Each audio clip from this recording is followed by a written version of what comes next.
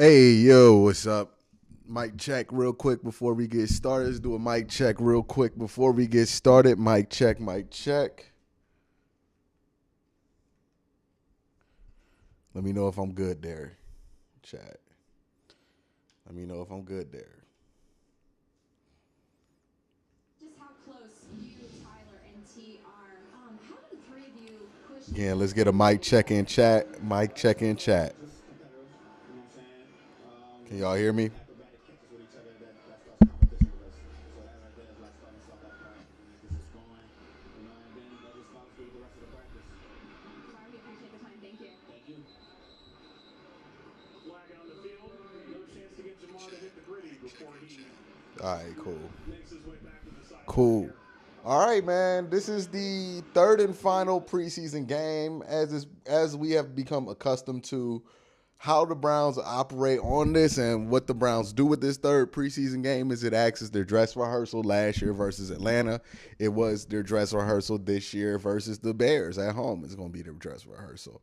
You can expect Jacoby Brissett. I would assume we're probably going to get the starters for about two, maybe three drives. If we get two good drives, they'll be in for two. If they get two bad ones, they'll get a third more than likely. I would expect a similar snap count from for today that we saw with Deshaun Watson when he played in his one and only preseason game this year. Defensive starters, similar story. Probably only going to get a couple of drives for them. I wouldn't expect anything crazy from these guys. But that being said, man, this is exciting. This is exciting. Get a first look, a real look at the Cleveland Browns before the season starts. And this is about to be the closest look that we're going to get all training camp, right? I mean, unless you've been down there or unless you were at the joint practices, this is probably the closest to a dress rehearsal that the public can see this year. But that is the story there. This is going to be a watch party. We're going to stick the whole game through. But yeah, man, if you want to join in chat, if you want to make sure that your thoughts are heard with me, you can do it in chat, but you can also guarantee it with a super chat. And, just so you know, if you like streaming and watching the game with me, make sure you're subscribed and notified because I'm going to do this every game during the regular season. We're going to have a ton of fun this year. But yeah, man, that's kind of the situation. We're kind of waiting for kickoff.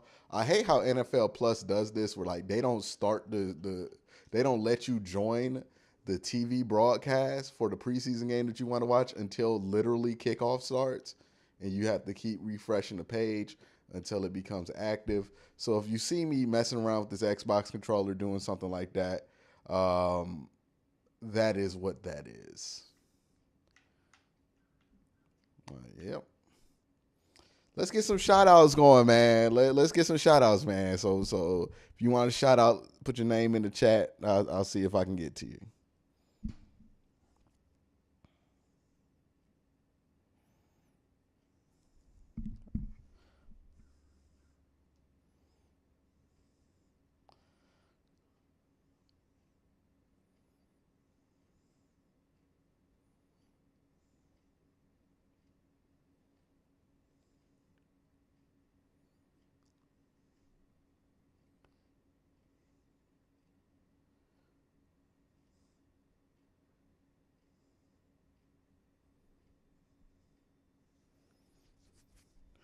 All right, we got Mike in here. John Jarrett, what's up?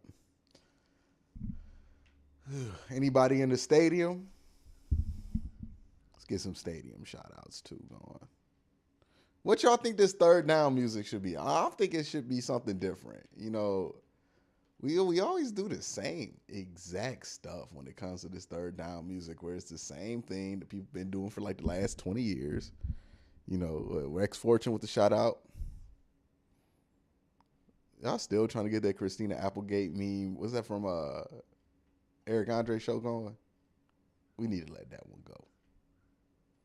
It had a good run. That meme had a good run. We got E-Duff from South Florida. What's up? Mo from Maryland. Okay, Baltimore country. We got Amari from section 133, streaming from the 50-yard line. Okay, Amari. They lined up for kickoff now, so it should pop up. But, you know, it's the fucking NFL Plus. So here we go.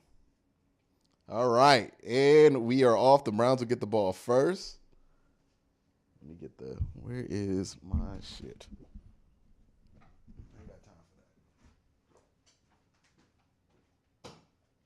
He has made 37 NFL starts. He's a guy, keeps it simple, does not turn it over, tries to move the chains. All right, Jacoby Brissett's out there. And Ray Rags is out here with the first super chat of the day. Ray Rags says, I'm impressed with York's leg power. He was hitting 70s in warm-up. That was certainly impressive. Hopefully we impressed with Jacoby today, too.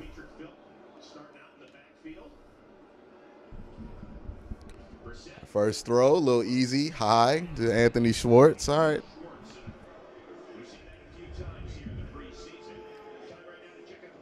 Y'all, stop fucking booing Anthony Schwartz in the goddamn preseason. What's wrong with y'all? Amari Soul Train with a $5 super chat says, how much will cuts from 53 affect the Browns? As always, a lot. It's always a lot. Ugh.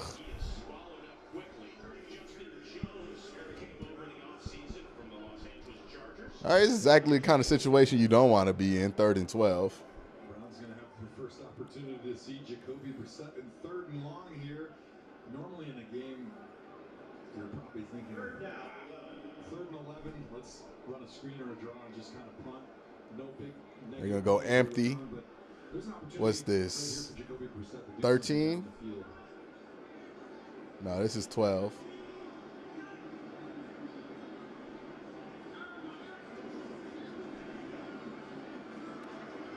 Good throw. Oh, they're going to give him forward progress. Damn it, David. Yeah, go for it. Good throw. All right. Okay, Schwartz might not be good, but that don't mean you boo him. Like, this, just because a player is bad doesn't. He's a 3rd-round pick. Just let it go. You don't got to freaking boo him. Like, stop this shit. God damn. We don't got to be assholes because somebody's not good at football, y'all. This week, back to booted away to Dante Pettis standing in his own 20. Good kick all the way inside the 10. He fields it at the 6. This is terrible coverage. No, that's a terrible job covering.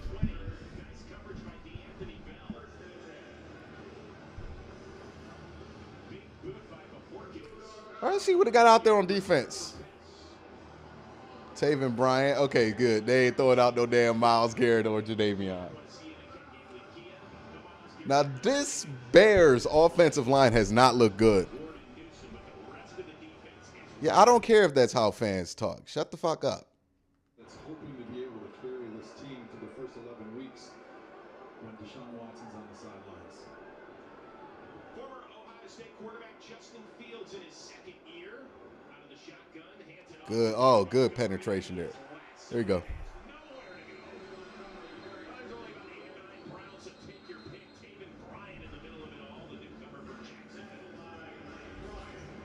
Great job here by the Browns defense. They're going to string things out. That's exactly what you want to do when you're getting this sideline action out of the RPO. You string them to the sideline and you allow those linebackers to come in pursuit and get the wrap up and get the tackle behind the line of scrimmage. Great way to start. Remember the last time Justin Fields was in this building? And forgive him if he's got a little bit of the shakes right now. It was his first NFL start. He was sacked 9 times. The Bears had 1 net yard passing that day. 2nd and long. Quick handoff. Montgomery again. And boy, was he popped. There you go. Walker, Alex Wright, the rookie there as well. Great job by the Browns defensive line.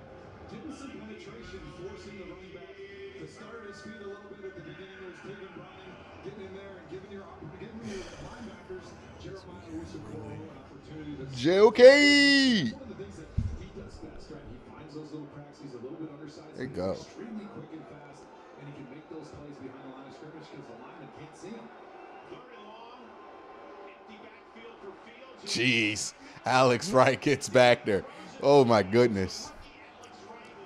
I don't think the Bears have a good offensive line. Good job, though, Alex Wright. I mean, he's been impressive. If you look at this side of the defense, what they're going to do is the defense ends. See how he got there. Nice high step, crossover, good hands, good body position. Good job. Just good job. It's free, but Browns get so much penetration in that. All right. Between the guard and the tackle that he practically takes down Justin Field himself. Usually, you're kind of the guy that's setting up the other guy. That's Demetric Bell. All right, so Demetric's returning punts. Return a punt off the foot of Trenton Gill. Rookie 7th-round pick out of NC State. Boots away. Nice punt. Belton retreats to his 25. Go for it. Go for it. You got it. Tries to find He did too much. All right, it's fine. 3 and out. Let's go, Brissett. Or Jacoby Brissett coming your way in the second series.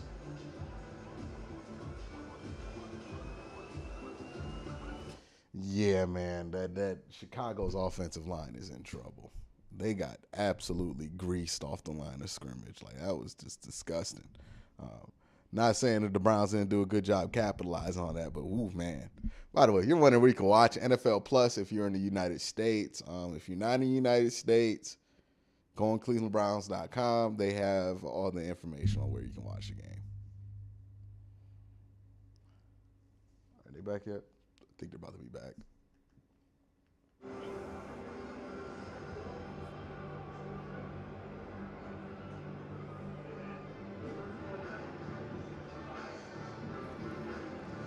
All right, so they got Schwartz out there in the huddle with Felton and Peoples-Jones and David Njoku.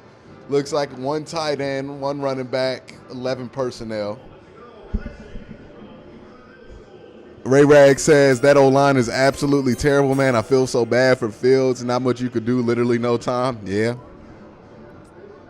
And it's not like he has great wide receiver play. I mean, the Bears are a terrible matchup for this Cleveland Browns defense.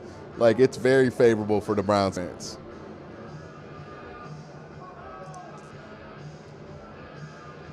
So it looks like the Browns are going to come out here in 11 personnel. I don't know the formation yet, but they're definitely in 11. They've been running a lot of 11 this offseason, by the way. So it looks like that's a permanent change.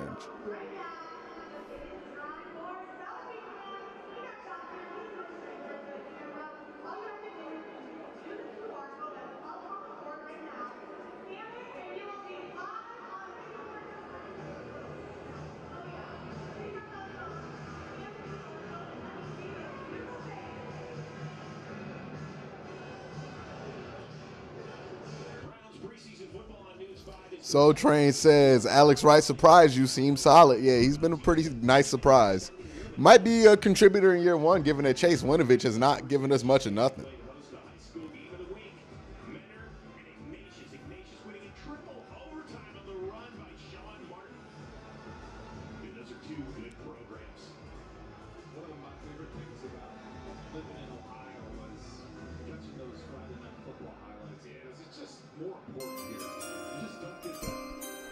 Again, Soul Train, thank you for the super chat. But you still get some awesome Friday night lights in Ohio. Of course, former Bear Mitchell Trubisky lights it up at Menor. Second series for Jacoby Brissett. 3 and out, first time around. Good cut. There you go. 2nd and 7. Once again, it is cut down day on Tuesday. 4 o'clock. W. Mike says, missed the first series. Schwartz drop anything yet? Yeah, he already dropped some. The wide receiver room, to me, Joe, is the most unsettled part of this team. Do you agree? I think so, because that's the one position. All right, Browns in empty That's just flashed and made a name. out of 11. You've seen guys go in those spurts, but nobody's been consistent. David Njoku on the trip side. It's going to be a screen to Demetric. DPJ. And Demetric's going to get like 3 yards out of that. 3rd down and 2. 4 yards, 3 yards shy of the first down. Couple quick plays here, trying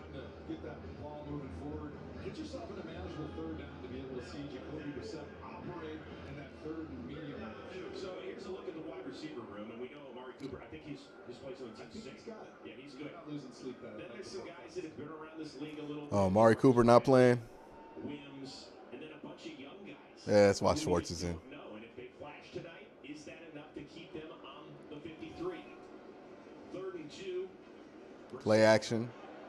Deep ball. Did he catch it? Oh, he went deep. Bears defenders, and you have Brissett looking like, what happened there? So what happened there? This was a little wind back play action. I like it. Watch how you give Anthony Schwartz plenty of time because of the play action. Oh, Anthony. All the way across the field. He's setting himself up with that speed, trying to get the. Hey, man, look. In a real game, that's going to be Amari Cooper running that route anyways. A little bit of green grass towards the sideline, but unfortunately, just missed that connection by. Yeah, in a real game, that would have been Amari Cooper. We would have been all right. But this is the preseason, and Amari Cooper ain't playing, so. Poor Anthony. Goes into the end zone. It's a good try, Corey. Bears, Browns, scoreless in the first.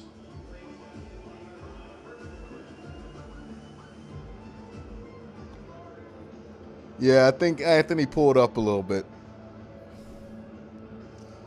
Or he slowed down. I think, look, here's what happened. I don't think he pulled up like he stopped running his route. What it looks like it happened was he was thinking he was tracking the ball. So while he was tracking the ball, he thought he needed to slow down to get to it or to let the ball get to him, but he just misjudged it. Hey, man, some people ain't good center fielders, man. He just couldn't track that. I don't know what else there is to see with Anthony Schwartz. Like, you know, I really hope that he can develop, but I don't think Cleveland's going to be the place where he does it. There's just not that much time for him. Nah, man, John Ross was better. People saying he the next John Ross. John Ross was better. John Ross had like a 200-yard game before. Like, you know what I mean? Like, I don't think we getting that from Schwartz, dog. You know, John Ross could run routes. John Ross was good in college. Like, Anthony Schwartz is John Ross without all of the other stuff that made John Ross go in the first round. David Bell's not on first team. No, Schwartz got separation. He got separation. He just slowed down to track the ball because he just did not know how to track the ball. It gets again, man. Like, there's so much work to be done.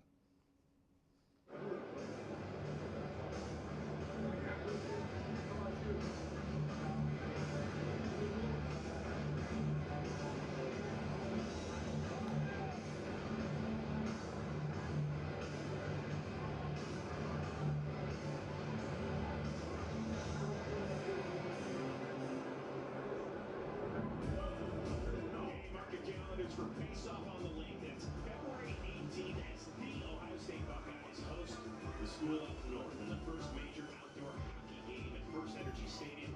Cleveland Browns and Columbus Preseason ticket members, along with other select groups, will have early access to face-off on the lake.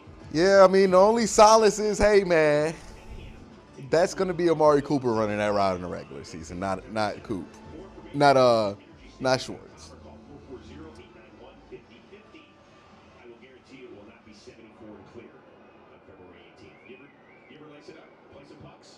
You know, even though I grew up in Wisconsin, I never really got into hockey. I was a little too tall. I would have been about 7'1", and you could have been like Zidane shots. Yeah, that guy. Yeah. Good job, Jordan. Bears on their second possession. Montgomery trudges ahead for about 6, his first preseason action.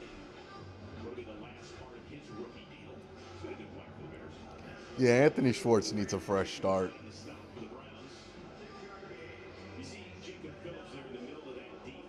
They're trying Jacob Phillips there at Mike. Taki out there. JOK out there, so they're in base 4-3. There's 4 guys that are all pretty much considered the starters when you talk to the coaching staff. They're going to do a dump off. They're going to get it. Ooh, who came crashing down? Martin. W. Mike says, to me, that is the kind of problem I have with Schwartz. Shouldn't be running with the first team. He's earned that in camp. No, he's really not running with the first team right now. It's just Amari Cooper. They're not going to risk injury, right? Amari, Myles Garrett, and Jadeveon Clowney, they're healthy, but they're just not going to play. So he's just out there because Amari Cooper isn't. He's not first team. Thank you, Didi. I'm the opposite way on the diet. Ray Rag says, is he that bad at running routes that they don't do quick hits and drags with him to get easy? He's not an explosive guy. He's long speed guy. You can't run quick hitches with a guy who takes a while to rev up. Again, his skill set's just not conducive to football. It's intriguing, but it's just not conducive. Second and 5 here. Bears a strong eye. They still in 11. Well, no, they ain't. Justin's going to run here. Ooh, late hit. Yeah. Hey, man, it was an accident. Relax. Relax, big dog. That's the only protection of Justin Fields they've done all game is after the whistle. Defensive players every time when a quarterback runs into you and gives you the late slide, and you're already into your tackle, but that one was clearly very late. Justin Fields had been sliding for a while before he got smoked in the head and neck area. The referee is Brad Allen. No, it was pretty late. It was pretty late. The refs are struggling getting this one sorted out. Personal foul. Unnecessary roughness. Number 50. Defense. 15-yard penalty. Automatic first down. Now, is that just something where Jacob Phillips, even though he's young in his third year, he's going to know better? Is that something that the coaching staff is going to talk to him? Yeah, you can bet that the coaching staff's going to talk to him about that. I think what the issue was, like we talked in pregame, this is their last chance to really hit and tackle people before the regular season. Coach Stefanski made a point of emphasis this week on tackling, being physical, and sometimes when you emphasize something, you get a little bit more of it than you wanted. So Bears inside the Browns 40. Montgomery, good cutback. Oh, Martin overplayed it, and he's going to get scored on for that. And he does, but the Bears are inside the red zone. However, there is a flag down at the line of scrimmage. They got bailed out. Some yellow laundry back there. Usually when it's towards the line of scrimmage on a big run like that, we probably have a holding inside or potentially on 84 tight end it looked like me. Now you're finger Held on pointing. just a little bit too long You're there. finger pointing. I didn't mean to. He did it to himself. There you go. There we go. Should I call him out so by now? Go ahead. Ryan Griffin, veteran. Gotta know Oh, former Tampa Bay tight end Ryan Griffin. That's right. Here he is. Yeah, what happened here? On the end of the line of scrimmage, and he does actually a pretty nice job. You see his head goes to the outside. It's not his hands where they need to be, but what you need to be able to do is understand that. Nah, I still don't think the defense played that well. They got bailed out. That was a bailout right there. Yeah, it was a hold, but even with that hold, that play was going to happen regardless. Pettis. I got W Mike here. Says, let me go back and check on it. for Greedy Williams as well. Fourth season in the NFL, last year of his rookie deal. I get it. I'm saying it makes me question Stefanski with Amari playing, rightfully not playing while Schwartz next in line. I know we lack depth, but give one of these young. What do you want them to do? They got to give Anthony Schwartz a chance. That's what they're doing. Oh, almost.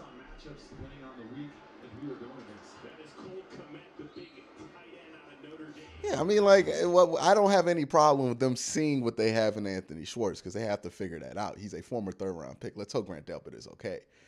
He's a former third-round pick. You got to figure out what you have in him. It's worth more to figure out if Anthony Schwartz is terrible or not than to throw out, let's throw out whatever, whoever you want to pick out there, like Mike Woods or something like that. Like, that's pointless. At this point, because they're probably not going to play that much this year. But Schwartz is somebody you would want to get some significant reps in. It looks like Grant Delpit might be hurt. Right after this. So no, for a player you're unsure about, the preseason is the perfect time to play them. I have no issues with that.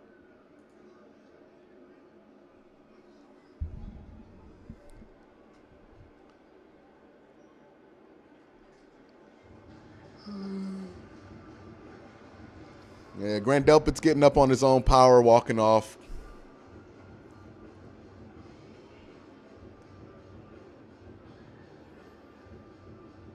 It looked like it might be a hamstring. The way he's walking, it looks like a hamstring. He's not walking with like a significant limp, though. He looks pretty good. But he's probably done for the night.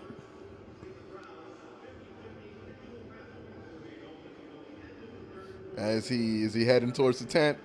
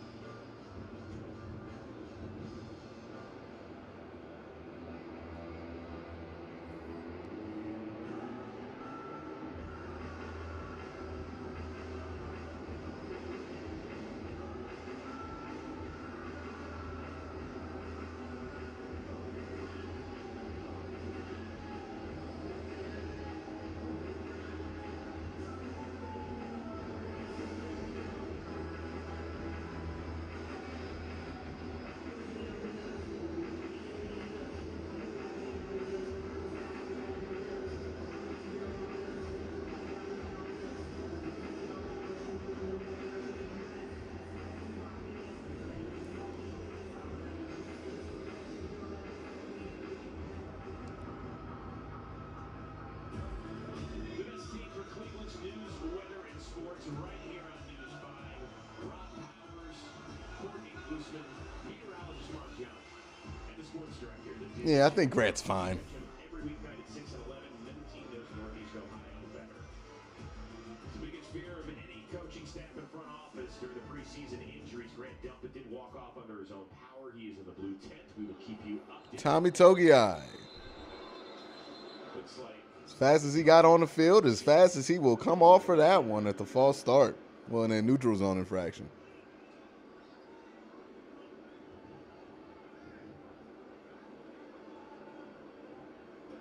Encroachment. Defense, number 93. 5-yard penalty. Go first down. Do you like when the refs say encroachment versus offsides? Put a little swag on it. I don't call encroachment swag. No swag. I think it would be the opposite. He likes swag. I expect him to show up in a robe and a pipe when using the word encroachment. It's a little style. It's a little weird, to be honest with you. Offsides is fine. Perrion out there. First and Yep, that's Perrion. Justin Fields looking downfield. Ryan Griffin, and he gets the touchdown. A beautiful pass. Well, Herb Miller was on the coverage. 22 yards on the score, and the Bears are on the board first. Good throw by Justin Fields, though. One thing you're seeing Way to so split far him. from the Bears is this is a much improved offensive Stood line. in there, some pressure in his face, right? And then just caught the guy, caught it. Good job. On time, on the money, and that's what's important about that play. Well, Greedy's not in there, right? I mean, there's not, Denzel Ward's not out there, and Greg Newsome's not out there, if that's what you're asking. So you have maybe 50% starters right now, I think, on defense. Justin Fields delivers it right where it needs to be.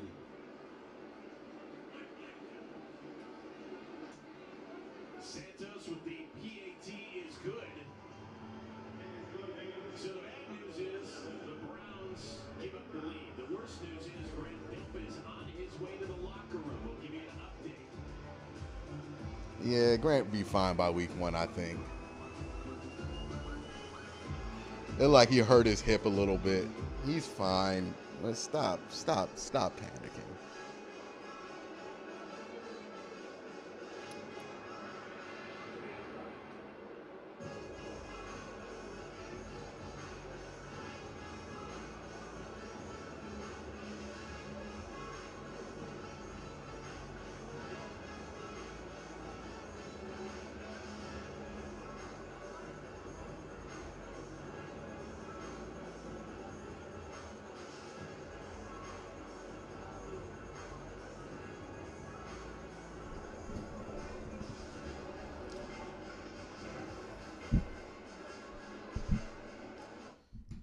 Yeah, so defensive pressure wasn't there from the line of scrimmage. I think they took out a couple of the starters. And you could tell a big difference between how the defense looked in that first drive versus the second. It's worth noting, also, I think Anthony Walker was off the field. Laser McDanger says, I'm in Vegas watching Spinning Circle since the start. Almost impossible to get the Browns game outside of Ohio. Any suggestions? P.S. Pet the cat. Yeah, I'm doing NFL Plus. That's how I watch. And I'm on the market. So that's how I would do it. You get the free trial if you haven't signed up. And that'd be good for today. And then you will never need it again. So, yeah, if you want to do it and you haven't done it yet, free trial NFL Plus is probably the best way to go if you're out of market right now and you're in the country.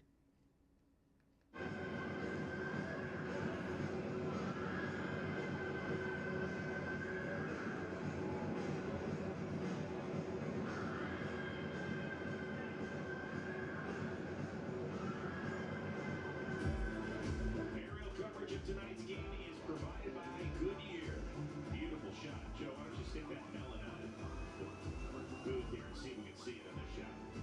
Big fan of the Goodyear blimp, and tonight having that in the game is kind of cool. And usually the only blimp in the stadium is that big guy wearing the 73 jersey that's about 5XL or more. Actually, we used to play a little game. They like to tease me because there was never any skinny or attractive people that would wear the 73 jerseys. And my teammates would tease me and say, hey, if you find an XL or smaller wearing your jersey, we'll buy a case of beer. And my family got into it. It became a fun thing, and we didn't find it for a while. But on the way to a game, it was like the middle of my career. But finally, all of a sudden, I swear to God, Alex Mack was driving me. I look over, and there was a smoke show wearing a 73 jersey. And I took a picture of it so fast. I even sent it to my wife, and she thought it was hilarious. What was your wife doing wearing the jersey? No, even she wouldn't wear my jersey. She picked some of those. All right, Jacoby out there probably for his final drive of the preseason. Well, that's only because he had better muscles than you He did. did have better My muscles. gosh. Has there ever been a more ripped quarterback in the history of the NFL? Yeah, I went on vacation once with him, and let me tell you, he didn't miss a 2-a-day working out, even on vacation. That's where you keep your shirt on. We'd love to see a sustained, extended drive here by the offense. Still looking to engineer his first down as a Browns quarterback. Brissett pressured, throws it away, plus a flag down. That looks like holding.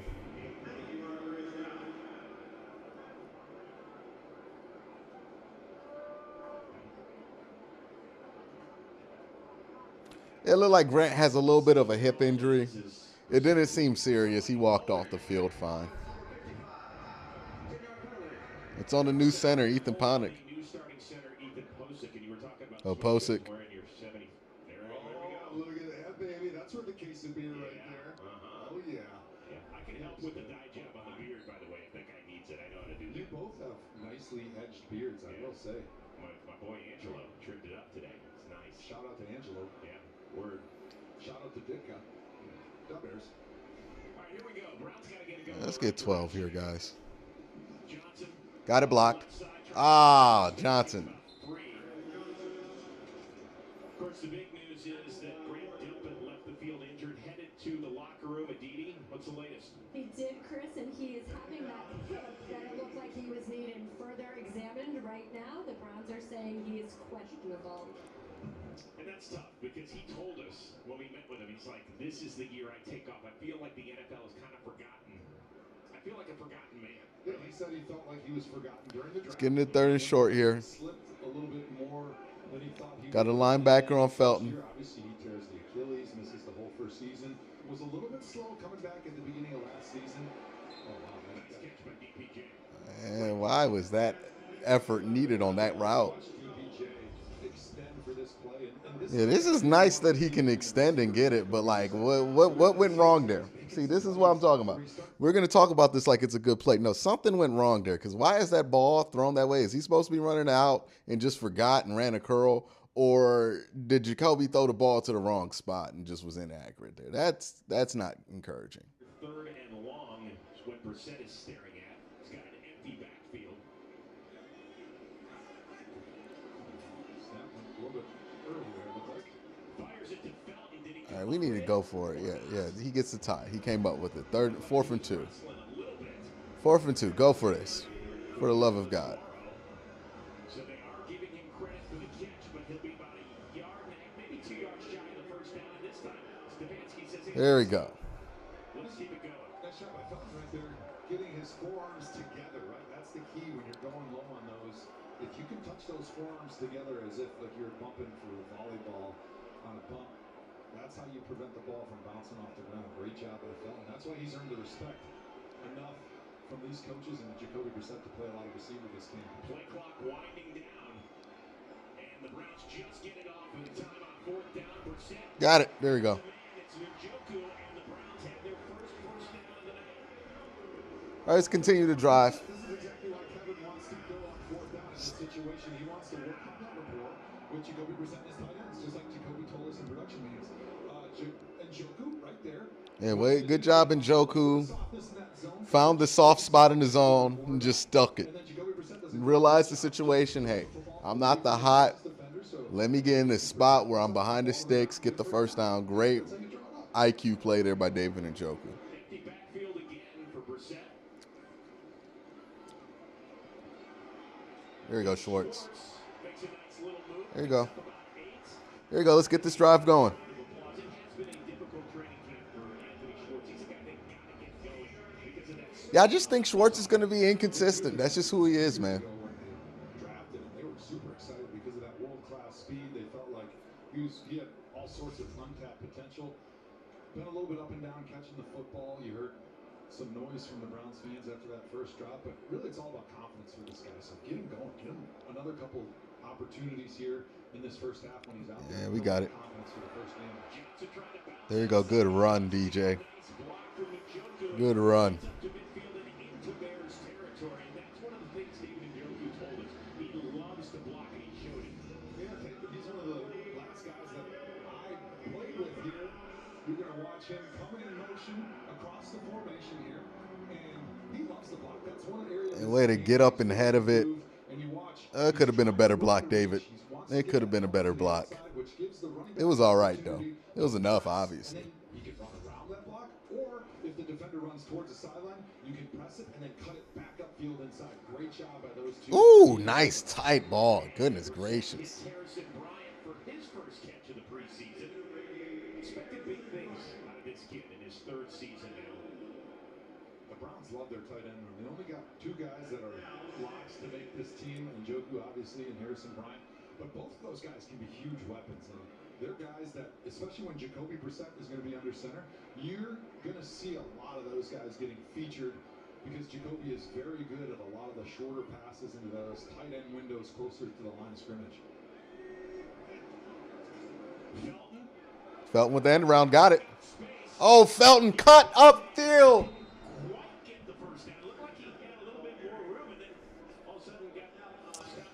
Ah, vision. Cut. Right there. Cut. You got 71-11. Both pushing on zone. Come on, just cut it up. It's 15 more yards right there if you just see it, man. Come on. It was there.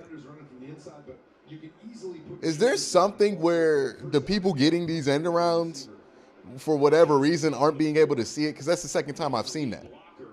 Is this something being coached? Goodness gracious. You might as well go for it again here, right? Kate York. I just want to let everybody know, you mentioned it earlier during pregame warmups. I don't know. I don't think it can be coaching because no coach coaches that. That's like basic fundamental. And Stump Mitchell is not just any coach. He's a really good football coach. So I don't think it's coaching. I think this is just, I don't know what that was. But he's got to take that up. All right, 58 for Kate York. And he gets it. Nope. Hooked it.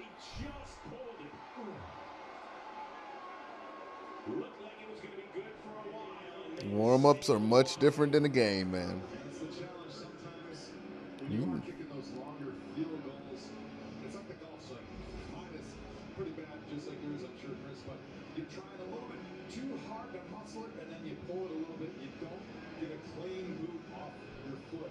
Let Cade York be shaky at the beginning, y'all. Let's not run Cade York out of town. He has a lot of talent. Let him be shaky at the beginning. Let him get his feet.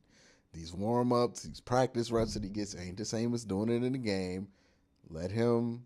It was not automatic for Zach McPherson. It was not automatic for Justin Tucker. Let's let this man be able to develop. A walks back out there with Greedy. Martin's out there. They're saying defensive holding out of run play. That's not something you see very often. But How the hell did that happen? Holding. Defense. 5-yard penalty. Automatic first down.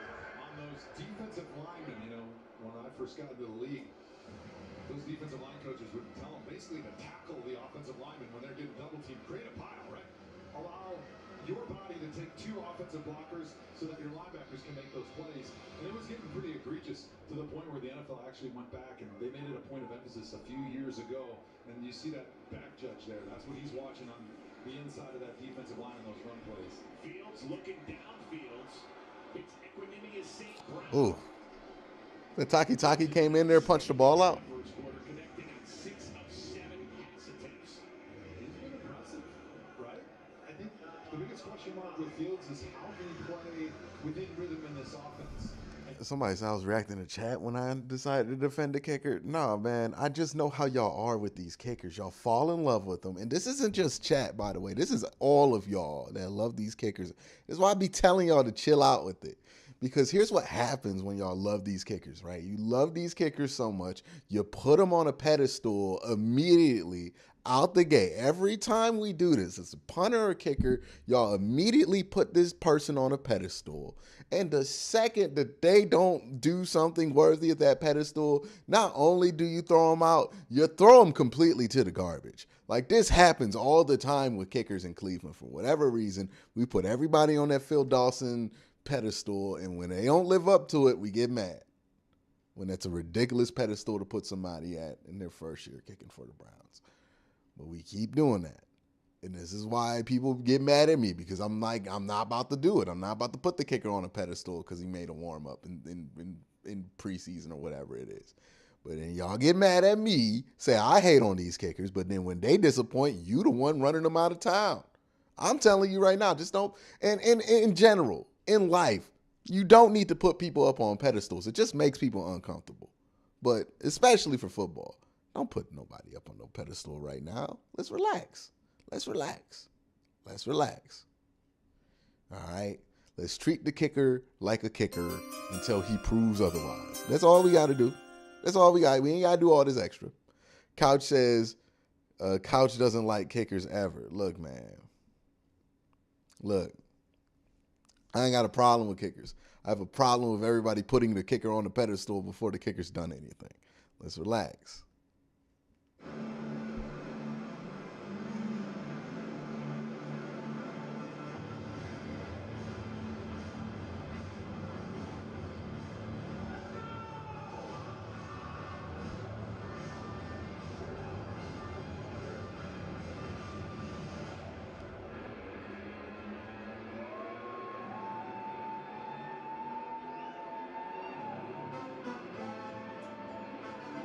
Bears lead the Browns 7-zip, and tonight's first quarter stats are presented by Tourism Ohio. For life's most important journeys, Ohio.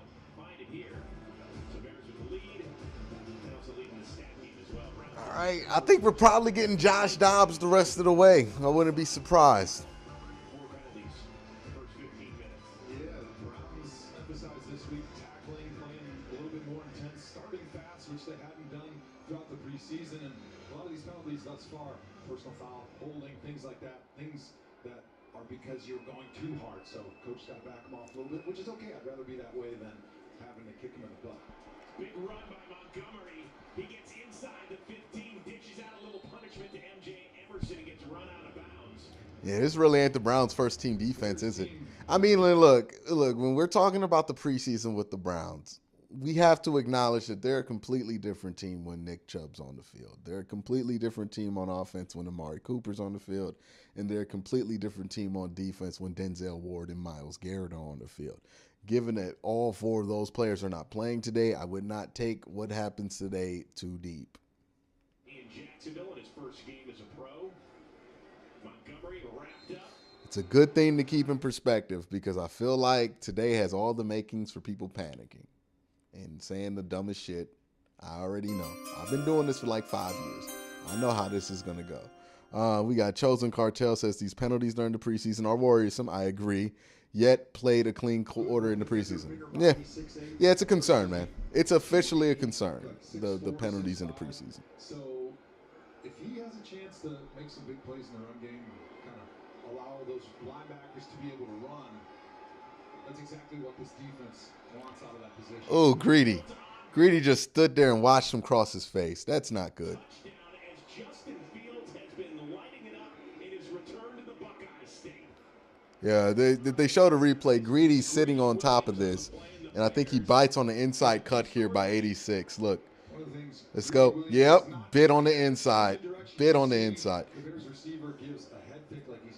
It looks like quarters, and he's basically a safety. He can't bite inside on that. Turned around and he's able to go back to the outside, and there's no other defenders there. That's why when you're playing that corner position, You got to be aware of what the responsibilities are of the players around you when you're in that position, because he gave up he rushed the inside leverage when he did not need to do that. There was somebody there and then gave up the outside completely when that's a vacated area in the zone. This is not a good showing here for Greedy Williams, who we know to be an up and down player throughout his tenure in Cleveland. Sometimes he'll be good. Sometimes he remembers the responsibility. Sometimes he's on point. Greedy kind of like J.R. Smith of corners, right? Like sometimes Greedy is focused and he is in it, and he's great when he's focused and he's in it. But sometimes Greedy just kind of like, is in Greedy world. And that was one of them issues where he was in Greedy world. And look, it's going to happen more so in the preseason than anywhere else when Greedy going to get caught being in Greedy's world. You know what I mean? It's okay.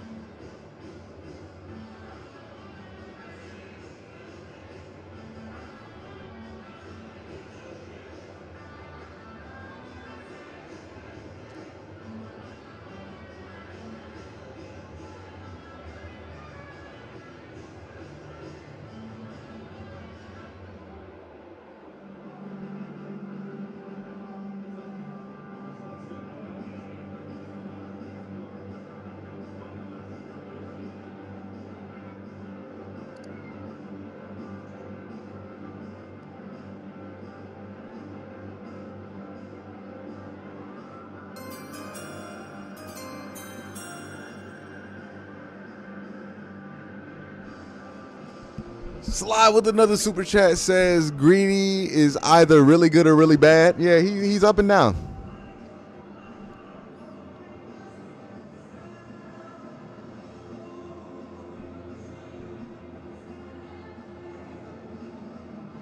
That's why Greedy is a fourth corner in the NFL, right? Like he's a third or fourth corner. It's why he hasn't panned out as the number 2 guy. It's because he's too inconsistent. He has the natural ability, absolutely. Does he have the talent? Absolutely. It's just, you worry about Greedy's ability to stay focused. Sometimes he gets lost in Greedy world. Was something that he struggled with last time these two teams played. Hence why the Browns got 9 sacks. You don't get 9 sacks at a quarterback. And why the Bears got a new coach. Without the quarterback hanging onto the football and being a little bit confused with where the ball needs to get thrown. Now, of course, in preseason, you have to keep things in perspective. No Garrett, no Clowney chasing after Justin Fields. The Bears are playing their full allotment of starters and also no starting quarterbacks for the Browns. That's Jerome Ford bringing it out, getting past the... Oh, Jerome Ford returning the kicks. Jacoby Brissett will come out for... Oh, Jacoby Brissett. I'm surprised. 45 yards. How's he look? Yeah, he's held up his end of the bargain. There he is hitting Donovan Peoples-Jones toward the sideline with a nice diving grab for DPJ. There he hits Felton in the middle. He's spreading the ball around to all of his tight ends and his receivers and his running backs. There, Harrison Bryant finding a little softness in his zone coverage. That was one of the things that Jacoby said this week that he wants to focus on. Hitting those tight ends and those running backs and building that rapport, because they're going to be a big... All right, looks like a 3 shell, 3 under. They're going to run at it. Good cut. Good cut. Good cut. Beautiful cut. He's the best cutter on the team. I think he even makes better cuts than Nick Chubb. Nick Chubb's is a better athlete. But if you look at the cuts that Dearness makes, I mean, they are crisp, right on time. Like, that's how you coach it, right? Just right there. He gets so much space off of his elite ability to cut. It is impressive. Mighty Mulatto says, hope we can convert on 3rd down this season. Me too. Hope we can be better on 3rd down than last season on both sides of the ball. Hey, we got the sticks on the field. Look at that. This is getting exciting. Oh, yeah. Preseason measurement. Ooh. Well, that's like a full 3/4 of a yard. That's Maybe a full yard. It's a gimme right there. Hey, what do you mean? What sort of gimme are you I talking? thought in preseason, we should adopt gimmies like in golf. Like golf? Just give it Just to give him it to until him. first down? First down. Oh, I like where your head's at. Yeah. Go ahead. Give it to him. Okay. Let's keep watching this offense. I'm enjoying the little pace that we're starting to play with here a little bit. Get a big run on first down. Get up to the line of scrimmage. All right, let's check in with Aditi Kinkabwala. What's going on? Chris, you guys see Drew Forbes out there. That's because veteran right guard Wyatt Teller was taken into the locker room. He does have a knee issue. He's questionable, but I'll tell you this, as he walked along the sideline, he didn't look particularly alarmed. And All right. Thank God. Okay, that terrified me. I thought they were going to tell me that Wyatt Teller was out for the season or something. Okay, we're good. We're all right here. Preseason game is to get out of here with everybody walking okay. So now news on Wyatt Teller. We'll keep our eye on that. Grant Delpit left earlier with a hip. Brissett trying to set up the screen game, and the Bears just blow this one up. Does a nice job. That's Kendall Vildor wrapping up. Dearness Johnson. Chosen Cartel says as Dobbs comes in and plays good, do we start having? No. No, we don't. Thank you for the super chat, but no. That's not going to be what prompts that conversation.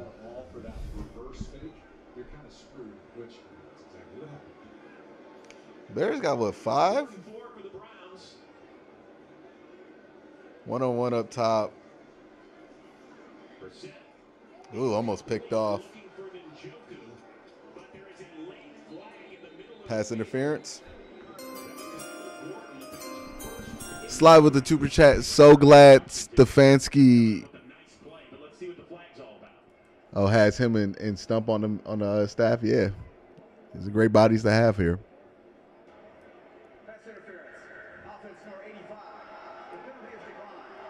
Pass interference on the offense. That's new.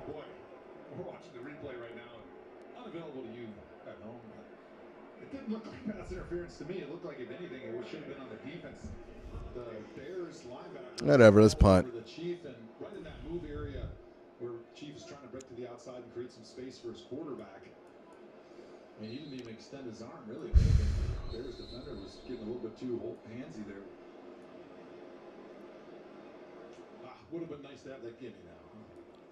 But Brad Allen and his crew trying to straighten things out here. So the Browns and Bojorquez will be punting yet again for the 3rd time. Dante Pettis back at his own 25.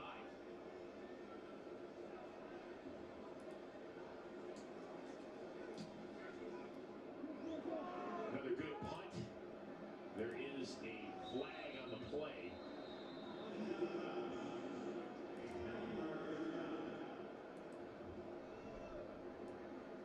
So the punt went out at about the 20, and Brad Allen's crew has been awfully busy here in the first quarter plus. Let's see what we got this time around.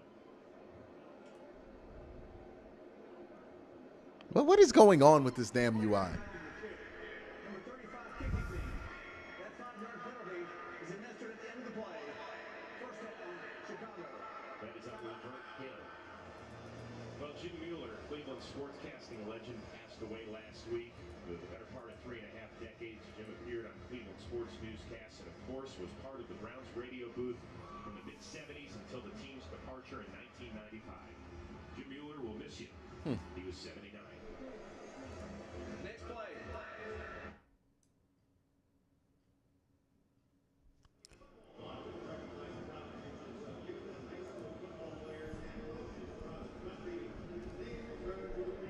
We already arguing about Baker Mayfield. I mean, to be honest, y'all was doing it earlier last preseason game, so I'm actually kind of surprised it took y'all this long to start Baker Wars up in the chat. I can't wait till that game is over with, so we can both go on with our lives.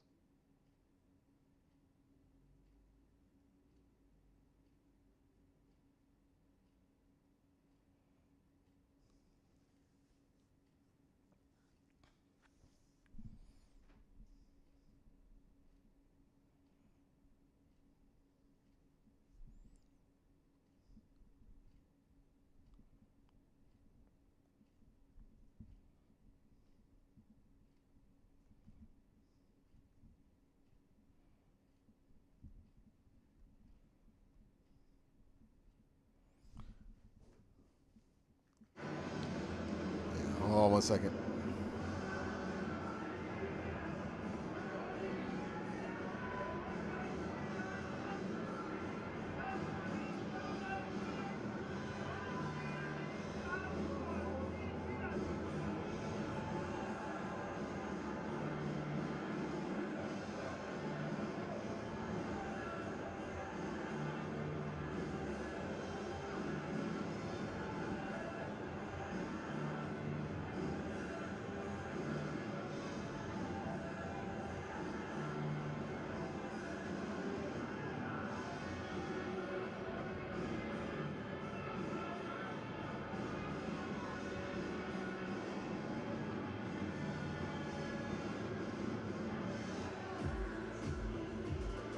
Beautiful night in Cleveland.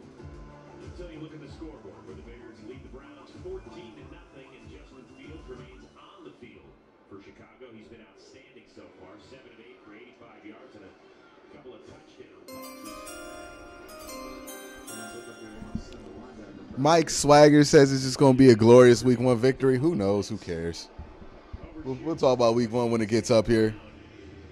I'm very uninterested in the trash talk between Browns and Panthers fans right now. Let's get this defense looking a little bit better because we're making Justin Fields look like God right now, and I don't like that. The philosophy, we just want to be vanilla, just run our base stuff, and then all of a sudden, like for Joe Woods, he's seeing Justin Fields is just getting too much time back there. He's kind of picking apart the secondary a little bit. So, hey, let's change it up. Let's heat him up a little bit. Don't let him get comfortable back there, and that's what he did, and forced a high throw. There you go. Way to stiff up.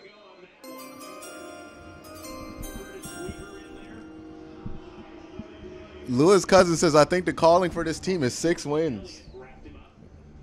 Okay, buddy. We'll see. We'll see at the end of the year. I want to say he was chewing some guys' ears off in there, but he was a little ticked. You can tell. You can tell. I mean, this defense came into this game thinking that they were going to be the bullies on the field, and we've given up 14 points thus far to Justin Fields in an offense that doesn't have a lot of weapons. So, trying to get those guys' attention to get him. It's a block in the back, though. Okay, let's get the flag. There's got to be a penalty in there somewhere. Chosen Cartel's hoping for a good drive and a good end of the half. Hey, man, it's a different game once Jacoby Brissett walk up in there. I mean, not Josh Dobbs, the preseason god. Illegal contact. Number 26, defense. That penalty's declined. The result of the play is a first down. Too many goddamn penalties. They see, look, everybody wants to panic about. Oh, we got another super chat. Greg says, give me some positive from this first half. It's all right. It's all right. Okay. People are freaking out about the wrong shit, to be honest, right? Everybody's freaking out because, they don't look great on the field. I don't care what they look like on the field. Let me read off the list of players that are going to be impact players for this team that aren't playing. I mean, like, I'm not even going to list like a guy like AJ Green, who's probably starting over Greedy Williams at this point. But they're not playing with Nick Chubb, Myles Garrett, Amari Cooper, Denzel Ward, Kareem Hunt, Jack Conklin, Greg Newsome. I could give a damn what the score is right now. That's not the concern. The concern is the penalties. That's what I worry about, is too many penalties, too many mental mistakes. The team has looked disinterested every time they've gone out there in the preseason. Why is that, right? Those are the concerns that I have. Is that, they're going to be under 500 concerns? Not yet necessarily, but they are concerns. Ray Rag says, I don't give a F about Baker anymore. He's not on this team. I don't care about him at all. Yeah, I mean, I'm similarly on that wave. It's just everybody else is so concerned about it. But yeah, that's the concern, is the penalties, not the score. Who cares what the score is in the preseason game? Like, honestly, it's more about, Jordan Elliott, nice play there, by the way. Yeah. My issue is just the penalties. Why are we so bad at the discipline right now? So bad at the tackling. That's the concern. This would obviously not be 14-0 if they had the starters playing. And keep in mind, the Bears are playing like all of their starters, unlike the Browns. The Browns aren't playing all their starters. Great job by the Browns rallying, right?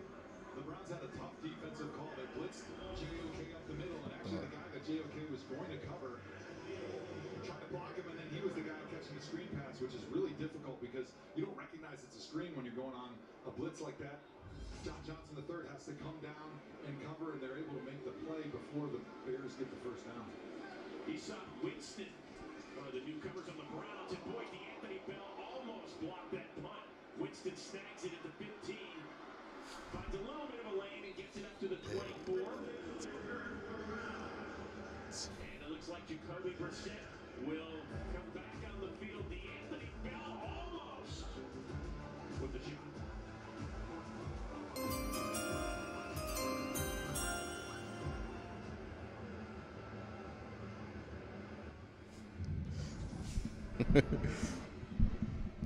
Sammy Football says, I love Elliott, but I don't like that it takes so long. What are you talking about with Jordan? Jordan Elliott's been fine. What do you mean it takes so long? He's a defensive tackle. Unless you're Aaron Donald, it's going to take you. Like, you're not going to be first on the scene as a D tackle. That's not even his job. If he did that, that's what we got mad at Larry Ogunjobi for. He tried to be first on the scene too much, and he would blow up a whole gap and then let that running back through that gap or create a passing lane or a scramble lane. We don't need him to be first on the scene. Let him be second. That's not what you want out of a defensive tackle. Mighty Mulatto says, so this is about finding diamonds in the rough. I mean, this is like you want to see them play crisp and clean football. You don't necessarily care about the score, but you want to see them execute and not look sloppy. And that's just been the issue. This whole preseason, they've looked a little sloppy. The execution hasn't looked like crisp. Something ain't been right. Something ain't been right. We'll see if this changes during the regular season. But that's what's been a little off, right? That's what's more concerning. Greedy Williams giving up a play in that situation, which he's probably not going to be in the regular season, because they would never leave Greedy on the island because it's been proven it's a terrible idea to do. That stuff doesn't concern me. The Bears being able to score, the lack of pressure, like Myles Garrett, Jadeveon Clowney, they'll handle that. But, the penalty stuff is concerning.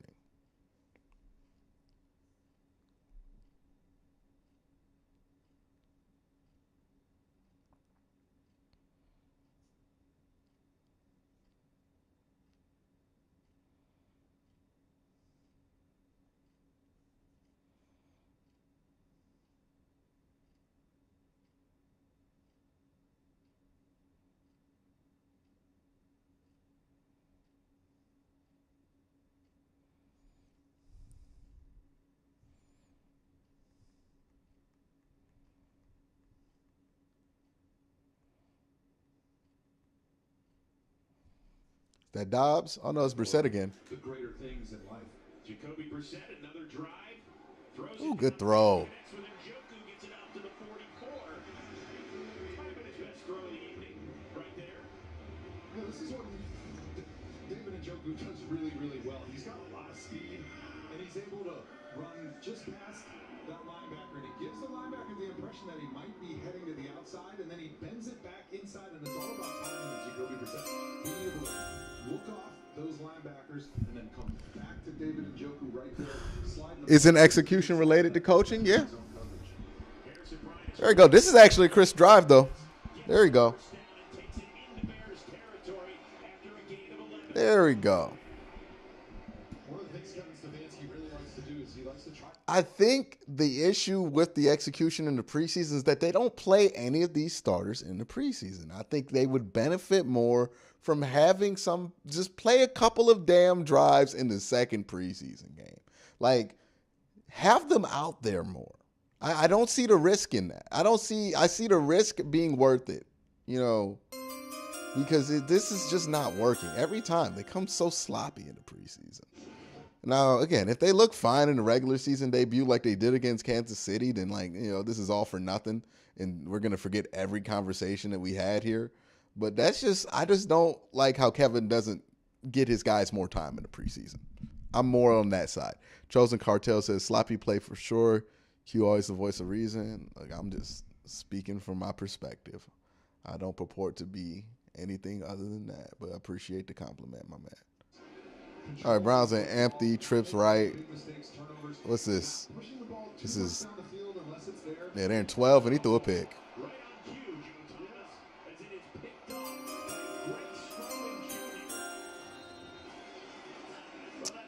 I think that's two bad plays there by both Brissett and Schwartz. I think Schwartz fell to the ground, and I think Brissett just didn't see the linebacker. A mistake was bound to happen on that read. That was just poor, right? I think, they dropped back. I think I saw Schwartz on the ground.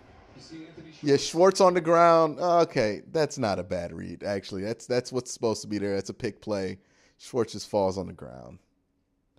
My goodness, nothing good happens. Nothing good happens when you target Anthony Schwartz at this point. Like, the poor guy. But everything bad happens when they target him. Let the tight end play. Pause. Okay. Thank you for the super chat, Chosen.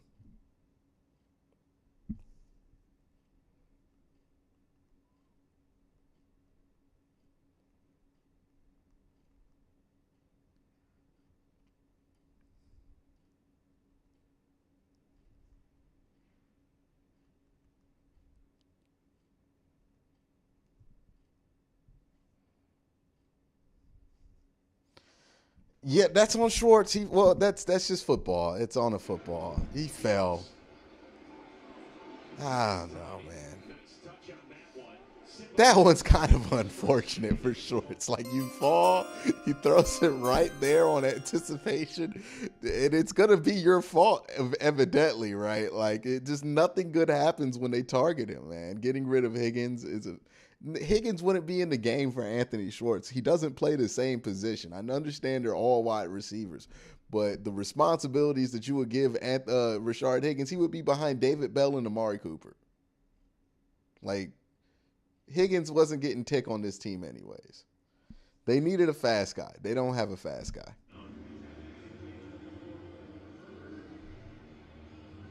But yeah, with all these newcomers on the field, the Bears have quickened the pace a bit. Getting down here towards the end of the half. We got 6 minutes left. It seems like maybe Coach Eberflus is thinking this might be Justin Fields' last series. So try to get a little bit of work in their tempo offense, playing fast, seeing what he can do here against the Browns defense. Khalil Herbert. Hey. Nice hit there by Sean Jolly. Sean Jolly. Rookie out of Appalachian State.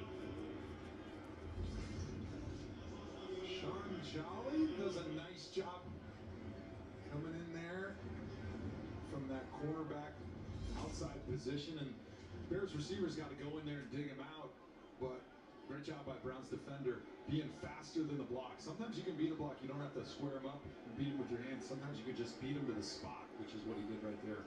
Empty backfield for Fields. Approaching the 5-minute mark. Swings that out. Cole Kmet wrapped up. Tony Fields the second right there. Along with Lavert Hill. Browns a little light in the secondary. reserves. No Ronnie Harrison tonight, out with a bad hammy. AJ Green. Boy, nothing is going right for Anthony Schwartz tonight. They went into the game without Denzel Ward or For Preseason. They were sitting them out as planned. So you're kind of down there a little bit further in your secondary roster than you'd like here at this point in the game. Still going against the Bears ones. 3rd and 7, a quick pitch out to Herbert. Cuts it back and looks like he is awfully close to the first down. Now he got him short. A half-yard shy. Jacob Phillips made the stop. Yeah, this play for me was all about Anthony Bell, and this is why his coaching staff just absolutely loves him. He's right here. What he's going to do is he's going to knife right in here when they're trying to get the toss crack. He recognizes the play, and he forces the immediate cutback. And a quick snap, and Fields just keeps it himself and plows forward for the first down. You know, the benefit of having an oversized quarterback, Justin Fields is a guy.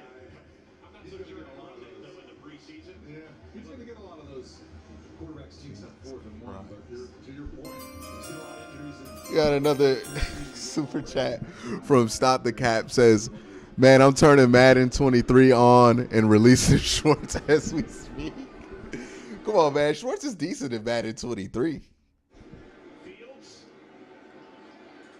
Look at the old boy. He's got a guy wide open, and it was Cole Kmet for the touchdown. Woo!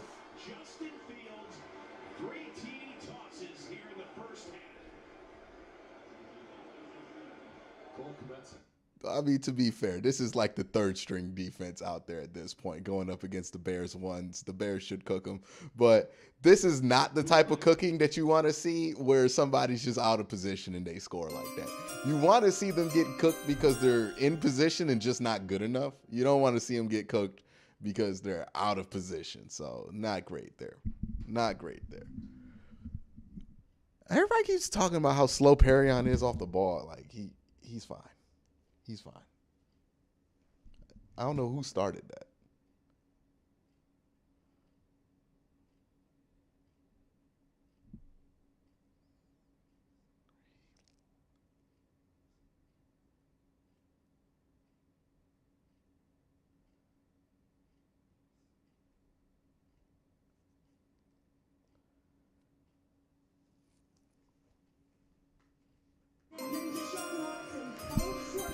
This is the 2020 defense all over again.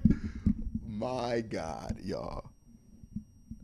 There are at least 5 players out there that aren't even making the team. We're really panicking over dumb shit.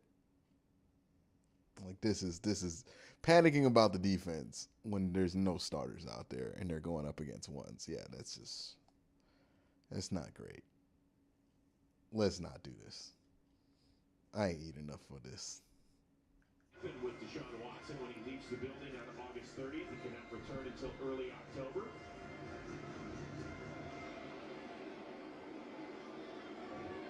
And the kick is over the head of Jerome Ford and out of the end zone. So the suspension begins for Deshaun Watson this coming week, and he will serve an 11-game suspension. He is eligible to return to the Browns facility on October 10th. Then he can resume practicing with the team. So what will he do in between August 30th and October 10th? And then once he returns to the facility, we will ask Andrew Berry about that. And then once again, he is eligible to play week 13. As for this game, Jacoby They throwing Jacoby back out there again. Gets pressured by the Bears and just throws Get rid of it. The Browns trying to get their starting quarterback feeling good before he heads. Chris Gustafaro says, just a reminder, y'all can start to panic when they kick off week 1. They're going to panic. Look, man, some fans just panic. Typically, your head coach is They're going to panic no matter what.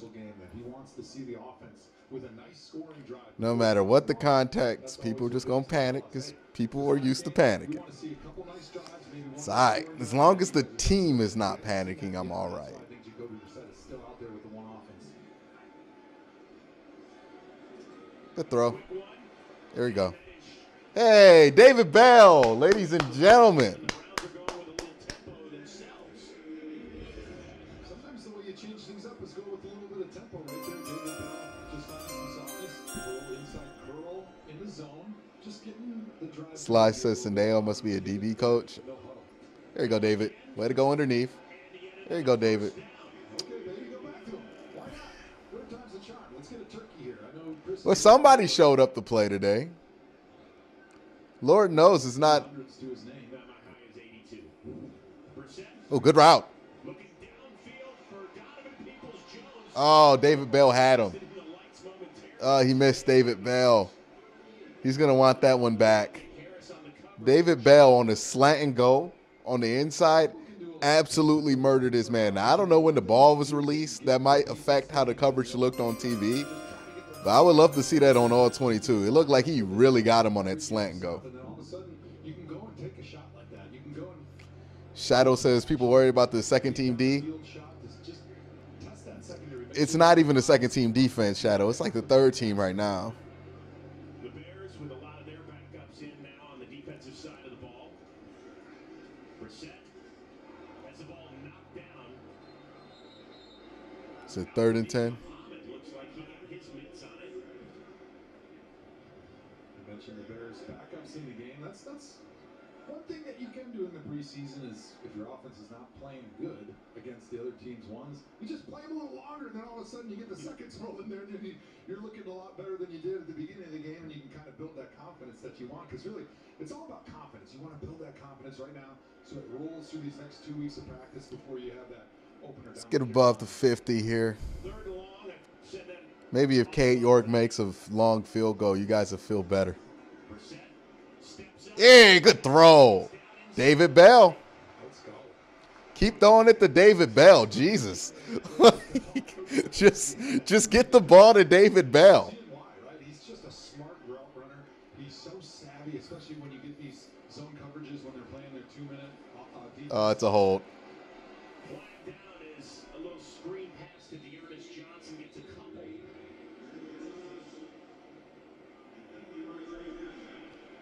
It's a hold. Illegal shift. Two players moving without reset. Number 11, number 18, offense. 5-yard penalty. Still first down. A lot of penalties here for the Browns tonight. Kevin Stefanski on the sideline, definitely irritated because these latest penalties have not been about. All right, we're about to go into the 2-minute. Another freaking penalty. A procedural one at that. Just no room. I don't care who's out there, though. The procedural penalties got to stop. Absolutely cannot have when you're trying to get up-tempo 2-minute drill going on offense. And 2-minute drill. 2-minute warning. 2-minute warning. On the 2-minute drill, you get a procedural penalty. Come on. The Browns put together their best drive so far tonight. Can they finish it off? There's a question. I forgot to get wraps for this damn tuna.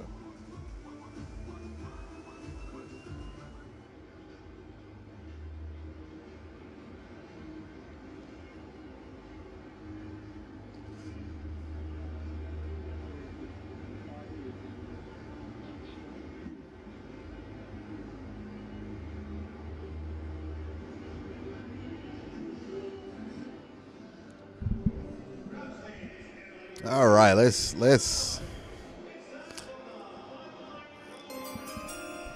Chris says, I feel that Jacoby will be okay, but the offense still needs a lot of work. These penalties are concerning, though. Yeah, again, I think also let's consider this, right? When we talk about the offense, that, yeah, does the offense look great today? No, it does not.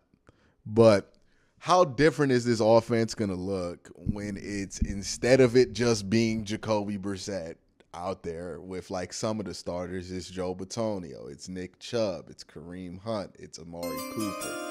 Things are going to look a little bit different, you know? We got, oh my goodness, what is going on here? Nelson with the super chat. I'm so put off by this team. I became a fan after 0-16. I must hate myself. Now that we have a QB that can't play for a year, 11 games, not a year, to be a bad way. Hey, guys, Nelson, calm the fuck down, buddy. Like, relax, buddy. It's okay. I understand. But let's relax. Let's relax. Sly with a super chat says, if Bell had a 4.445, he would be a first rounder. Absolutely. And we seen what that speed does for anybody. It's overrated. Let's calm down. All right. We just need to hit the chill button, y'all.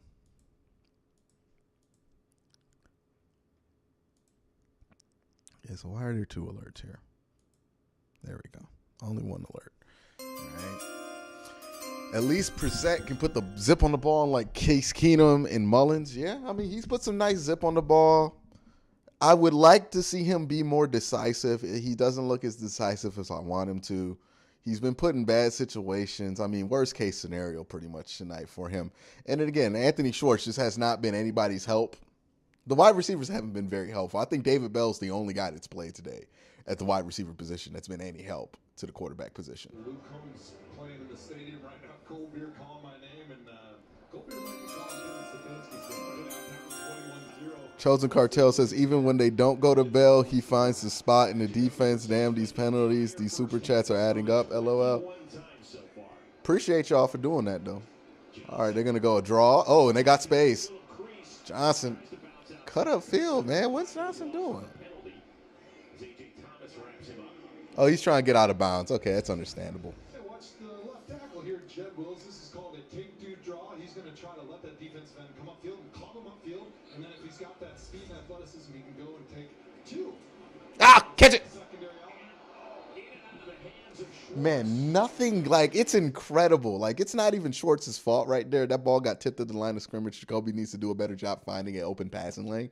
But, I mean, it's just every time the ball's in his direction, something bad happens. You just don't got good juju right now. Let's see what you got right here. You're on the fringe. You're probably in Kate York field goal range, but Kevin Stefanski wants to see what he can do. He's got 4 pass catchers on the field. David Jacoby going in motion there. One-on-one coverage with There's no way this is an all-out blitz from the nickel set. Not right now. Stefanski didn't like something that he saw. Didn't like that. Didn't like what? Didn't like that one-on-one coverage. So I love watching Kodak, right? Which is one of the things that coaches love to do in those 2-minute drills, where everybody gets lined up. You see the formation, you see the shift, and then the defense calls timeout, trying to get you to go to your next best play. Because typically in this situation, this is what we would call gotta have it. You gotta convert this. So you're putting your best play out there, and then it's kind of a game of chess. Hey, are you willing to go back to the same play out, the same formation, or are you going to go to your second best play in this situation? All right, let's see what Stefanski dials up on 3rd and 9.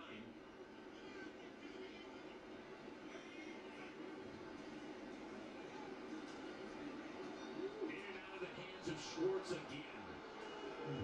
All right, boo Anthony Schwartz now.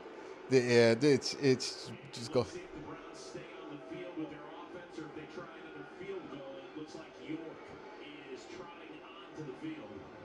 Missed from 58 yards earlier. It'll be a little shorter this time around. Looks like 57. They keep trotting them out there to make these impossible field goals. Kicking in this direction from 55 yards out. He nailed the upright, but this would give the crowd a little something to cheer about. From 57. He got it. Has plenty of leg, and it is good. So finally something to cheer about offensively for the Browns. Goodness gracious. Boy, Anthony Schwartz. I mean, I can't imagine having a worse preseason than him. Boy, he has had one of the worst preseasons of all time. Like, of all time. This is an all-time bad preseason.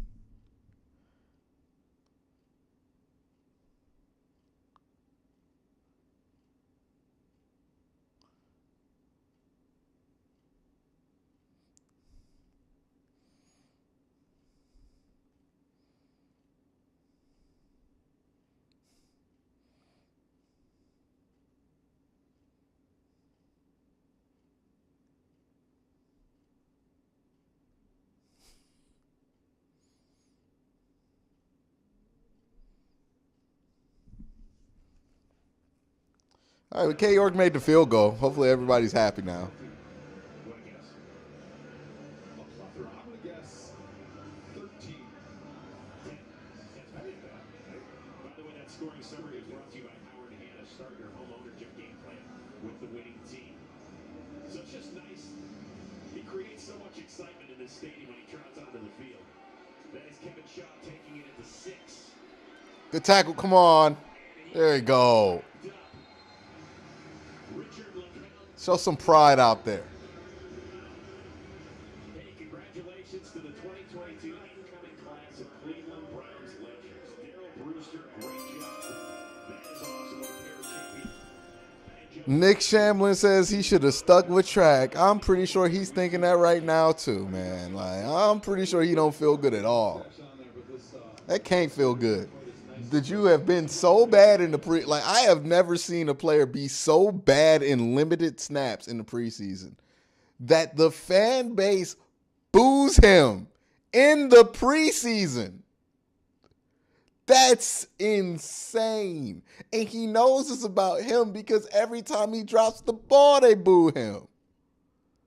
I ain't never seen nothing like that. Never in my life. Greg Little wasn't even doing, like, Greg Little looked good in the preseason. Muhammad Massaquoi looked good in the preseason. That man, he's going through some mental woes. Like, it's bad for him. Shadow says, let's send a 10, get better hand soon basket. Like, I think it's mental at this point. I think he just can't be in Cleveland anymore, dog. Like, the fans are already sick of him for reasons that aren't necessarily his fault, but some of them definitely are. And this isn't the spot for him to grow. He will grow somewhere else, maybe, but this ain't it for him, man. This just ain't it. Fans done turned on him something nasty. You're always in the right spot, and then 2, you can play good on special teams, and he's done both those things. Yeah, I think you have it right there, Muhammad. I think that his confidence is shot. It's shot. It shot the shit. Up near midfield. Chicago. Their second. It will be 30 seconds. Thank you, Brad Allen. Bears using their second timeout. By the way, Simeon, interesting answer to a trivia question. He is the only player to throw his first NFL. Got another super chat says, it has to be in his head at this point. I feel bad for him as a person, but it's just not working out for him on the field. I think it's not good for him, and it's not good for the Browns for him to continue to be here.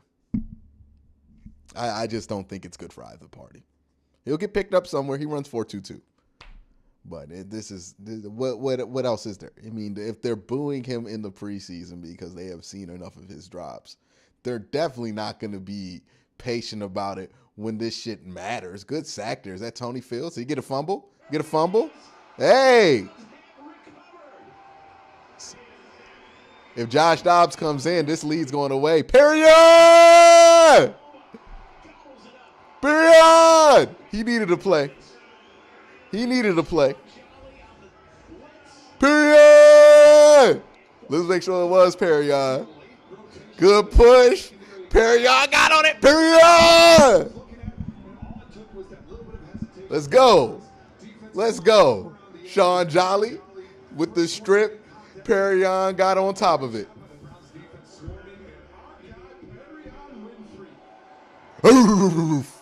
Let's go. He needed that. If Josh Dobbs is in, it's over with for the Bears. Oh, Josh Dobbs, baby. Let's go. Bears done messed up. The Bears done messed up. Does Brissett is splitting reps factor into this? No, I don't think it has anything to do with that. John Kelly, let's go. Let's go.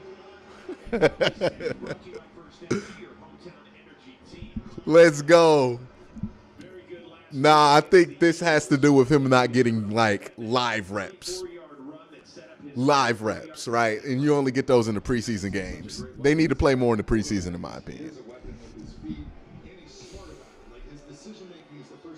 Let's go, Dobbs. Let's let loose.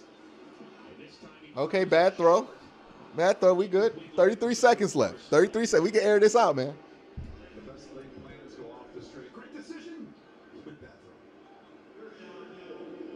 opinion, has Joshua Dobbs done enough to secure that backup role through the first 11 weeks? Because that was a big question coming in. That was. I mean, they brought in Josh Rosen because they felt like maybe he could resurrect his career here.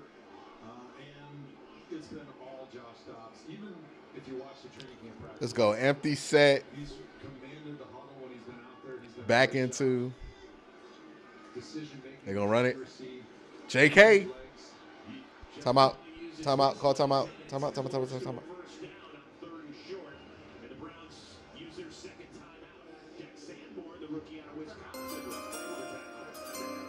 Ray Rag says the Win and Winfrey hype train is back. We back, baby. We back. We back, Perion crew. We are back. Save one in your pocket for when the time winds down, because then you have the whole field available. You can throw it in the middle and call that timeout. If you have no timeouts left, obviously you have to throw it in the end zone or toward the sideline. So what the Browns do there, they got 2 timeouts. It's, hey, let's get the first down, and then now we can operate on first down with 4 new downs, which will probably take us right down to the wire there.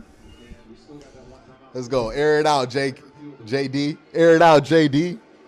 Air it out, JD. See, the reason Josh Dobbs looks good out there is because he plays a lot in the preseason. Yeah. Let's go. Get back on the ball. Get back on the ball. Get back on the ball. Hurry up. Hurry up. Oh, Jesus. Jay McFarland says, cut Schwartz. Unless we have a tournament against Usain Bolt coming, we can probably use somebody more productive Tuesday after cut downs. Yeah, it's looking that way. That's tough. He doesn't agree. Nor do I, buddy. I'm on your side. Yeah, that is the rookie, Brock Hoffman, out of Virginia Tech. The Browns still very much in Kate York kicking territory, just in case you're thinking about that. If he's going to kick, I want him to back up maybe another 10 yards. Maybe get another holding penalty. Maybe we get these things. I will say Dobbs does seem to make quick decisions because he's out there all the time. 20 seconds to go in that. He's got a hold here. Oh! He had him, just missed him high. Josh Dobbs, not the biggest arm. He had him. He missed him high. He's trying to push it to the deeper player running the in-breaking route. Yeah. Oh, he had him. He just missed high. Threw it in no man's land in between 2 receivers. Very fortunate the Bears. Yeah, AJ Thomas gonna spin. Got to get that lower, man. See it in time though. Very fortunate they're wearing butterfingers on their hands. 2nd and 20. Browns still 1 timeout left to play with. And then hits Williams inside the 30, and the Browns use their final timeout. Put your coaching hat on. Now somebody will pick up Anthony Schwartz They did a nice job there pointing out that there's 1 timeout left, which because they're going to do the same thing the Browns did. He run 4-2-2. Let's get him. the ball anywhere on the field. If you don't have that timeout, you can't throw That 4-2-2 a myth, man. have enough time probably to get back up there, get the ball set, and spike the football. So now it's 3rd down. You have an opportunity to maybe take 1 shot in the end zone. 10 seconds is enough. You usually need about 6 or 7 seconds to take a shot into the end zone, or you can throw maybe 1 sideline ball, and then you get a little easier field goal. But They're going to play deep quarters. Oh, my goodness. It's backed up all the way to the goal line. Well, They've got 6 defenders from the 15 and in. Wow, Dobbs is going for it all. oh, he almost got it. As he was looking for the former Bear Javon Williams. All right, Kate York, go out there, kick a field goal, make everybody happy. Interesting. it was nice. I liked it. I think the ball could have been a little bit more to the outside. You see, Josh Dobbs is kind of fading. They gave him a chance. If he's able to put A little bit higher of a ball, maybe it gets caught. Great job getting on top and stacking that defensive back to give Dobbs a little bit of a window to throw it to the corner there. I like taking a chance, right? You can get a penalty, you can get a pass interference, then you got 1 play from the 1, and then you can have that decision. Hey, do we go for it or do we try to kick it? So York from 46. There you go. Nails it again. Dude's got leg. Was it just near? Did that look like a chip shot for most Yeah. kickers right there? That was almost 50 yards. All right, so interesting first half for the Browns, who gave up 3 touchdown tosses to the former. Well, we could stop worrying about the goddamn kicker, right? Like, you know what I mean? It looks like he's going to be all right. He missed a 58-yard field goal. I mean, Justin Tucker misses those too. So That's what I said. Y'all put this man on the pedestal. Y'all actually disappointed that he missed the 58-yarder. That's crazy to me. That is crazy to me.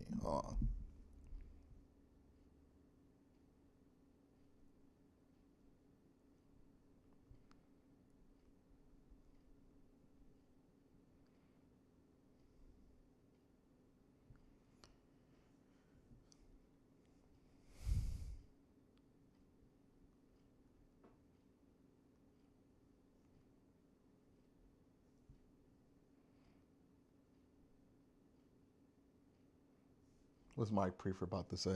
In the preseason, Kincaid, York, would you send him out for a 70-yard? Well, at the end of the game, I think we have to. And the wins is a beautiful night. So I think in a beautiful night, good setting, good, not much wind, I think, why would you worry about it? Just put him out there and see what he can do. You finally have a kicker and you're not even smiling a little bit? Well, we need to play better on special teams in that first half. There's some things we got to work on, some substitution things we got to get better at. I'm always thinking on to the next play anyway.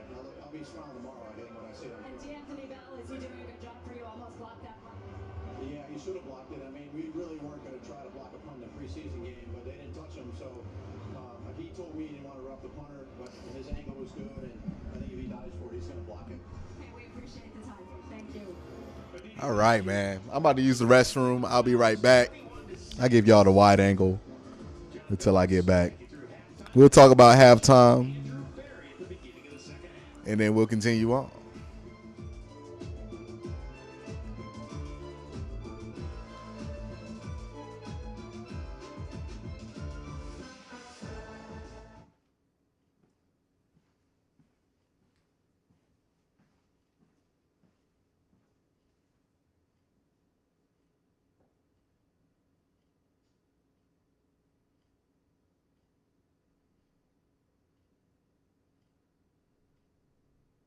We're real tight.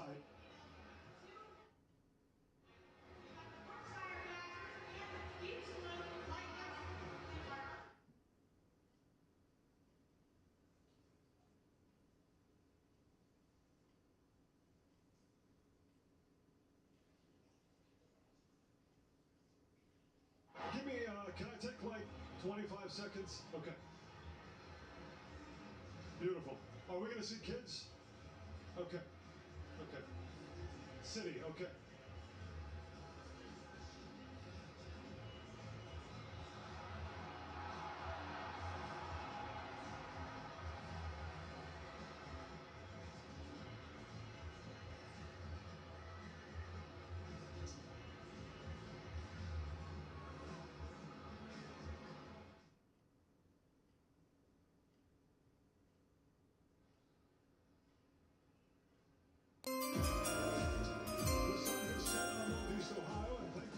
Set on that first half here in the preseason finale between the Browns and Bears. Chicago leading Cleveland 21-6 at halftime. It was the first half that well, we didn't see many things. They got the little homies out there.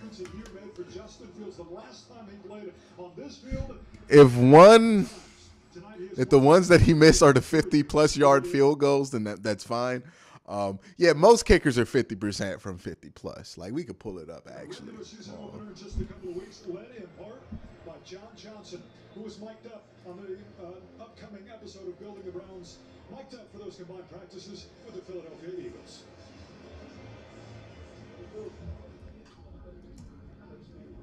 Day two. Yeah, the sun hot in the day. That's good, right?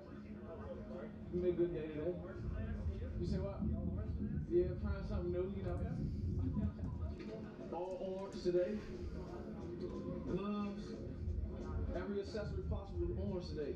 You see how it goes. Bringing in a whole different team. Yeah, hold on. Just seeing the uniforms.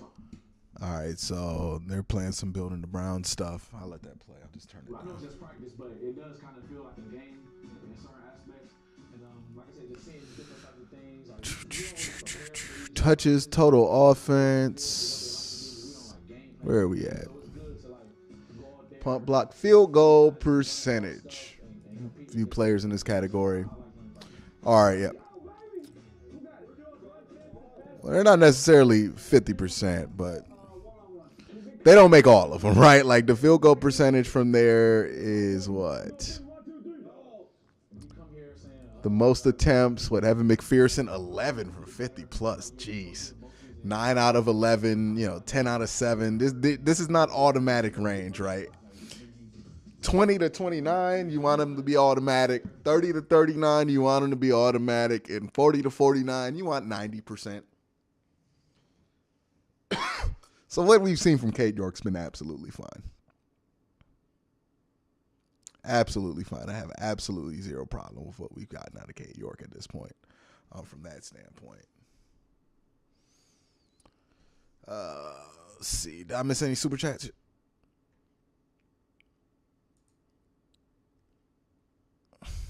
So what we've seen from Cade York has not been an issue. Cade York's actually fine. My leg is killing me. So JJ is a leader in the room, not only for the safeties, but for the DBs in general. Let's ride, let's ride. It's one thing when you have a coach tell you things. It means it's so much more important, to have player-led leadership, guys that are willing to follow the way that we want to do it and set that culture and kind of lead the younger players in a positive direction. And really Denzel and JJ have both done that for us. I get an interception, I'm shutting it down. He's going to ask me to call my brother so he could be on TV. No. Yes, he did. It's on the back. Oh, I ain't know. Oh, that's right there. Big as hell.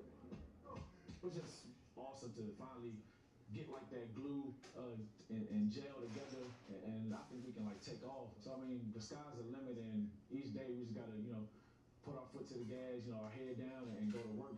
Let me know when 808 comes back. The free, the snow cone or the Ice cone, whatever that snow cone sounds like. That's adaptation. It's like I don't know what it is. The ice is perfect. The watermelon flavor is the best one. It's just literally, if I can get that at all times of the day, I'll have it. I really want watermelon blue raspberry on my mouth all blue. Nah, I'm a grown man. I can't walk around with no blue mouth. I'm not about to pull up on somebody walk around with a blue mouth.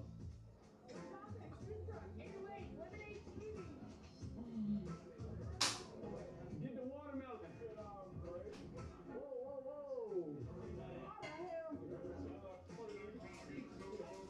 How the hell you get yours?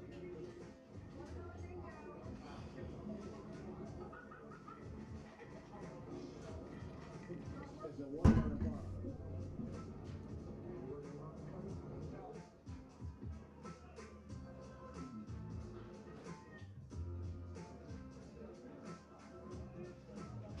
Instead of drinking cold water, you get a refreshing snow cone with flavors and stuff like that.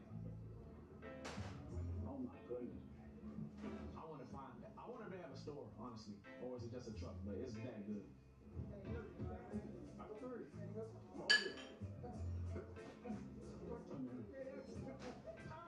I'm giving you. I'm giving you.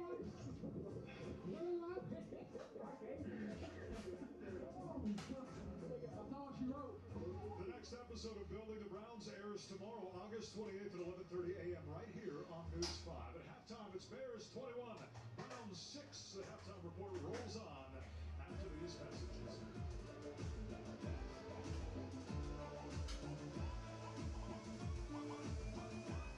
All right, man. All right, let's talk about this first half. All right, so let's talk about the first half, man. Let's talk about the first half of football that we saw here. I don't think y'all need me to sit here and tell you what happened in the first half was not great football from what was played on the field. Now, it's the preseason, and as natural as it is for football fans to breathe, it's also natural for fans to overreact in both directions about what happens in the preseason, right? If Jacoby Brissett came out here and threw 13 to 13 for 300 yards, we would have been acting like, oh man, Jacoby Brissett might win the MVP this year, something crazy, or comeback player of the year, something silly like that, right? So knowing that it is the nature of football fans, no matter how resistant you may or may not think you are to this, to, maybe overreact a bit to preseason games. We know this.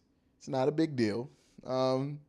let's talk about what happened in the first half. Offensively, I really felt like Jacoby didn't look bad in the first half. It was just more of a question of, man, how concerning is this wide receiving room? And again, Amari Cooper is going to change things.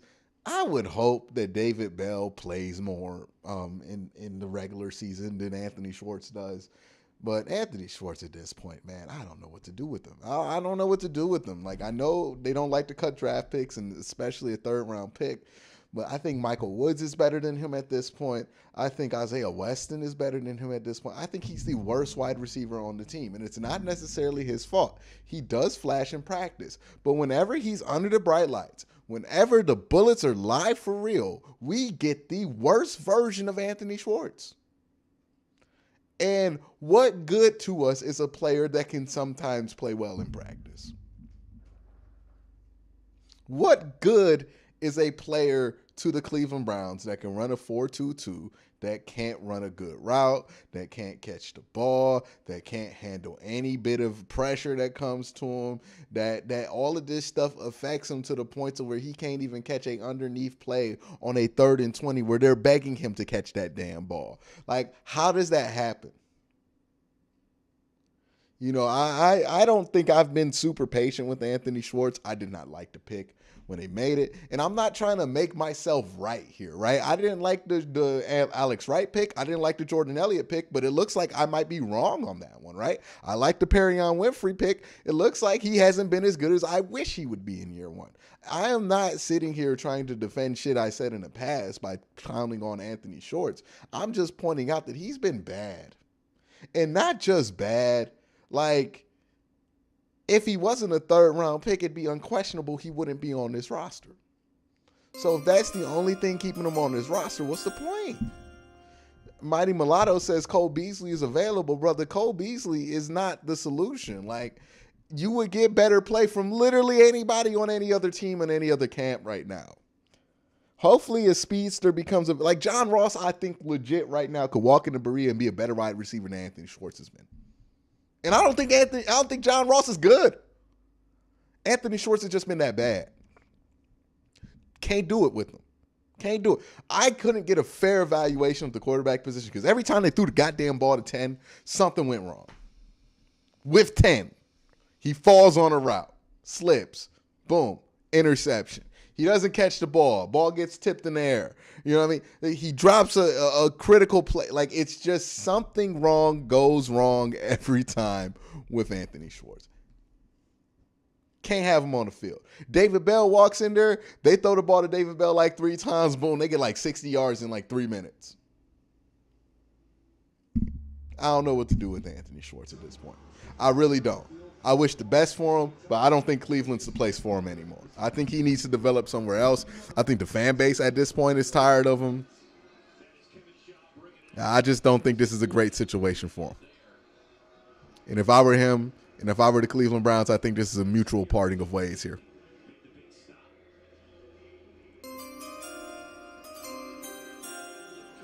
Another super chat here. It's from Brown Tiger, who says Schwartz hands are just for decoration. I don't know. Maybe he could fight. It ain't for catching footballs, man. Like, and I hate to be that harsh, but it just hasn't been good. None of this has been looking good, man. You're going to see all the backups here in the second half. Curtis Weaver there. Nice stop. Jordan Kadalchik was certainly popped in the first few preseason games. Made a name for himself as a big hitter. Had a big hit last week on the running back for the Eagles. But hey, the good news is that the team that looks great in the preseason, you know what that usually means? Not a goddamn thing. Not a goddamn thing. So how you look in the preseason really doesn't matter. But you would like to see things like the injuries and the bad tackling not happen. It would make you feel a lot better.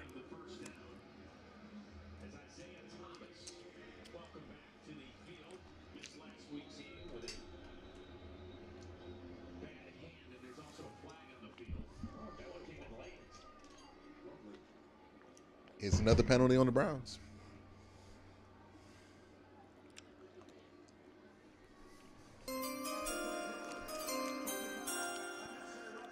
Yeah, I don't like that they're booing him in the preseason, but it's just not great. He's getting fired up because he's playing in the second half of a preseason game. Clearly, he's not feeling good about this. Well, neither is her brother, who's on the business end of that. Appreciate the super chat, though. The ball all the way back to the 16th.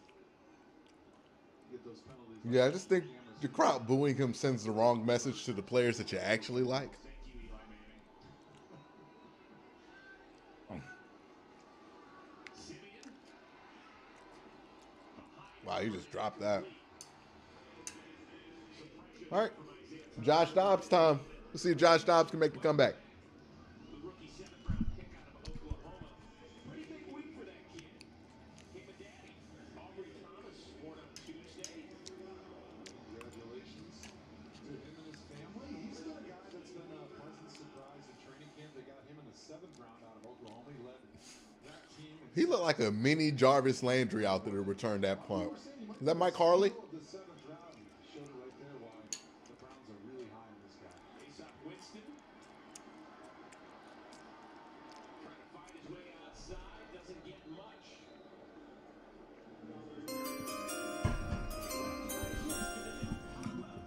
Why was Brissett treating Schwartz like a number 1 wide receiver?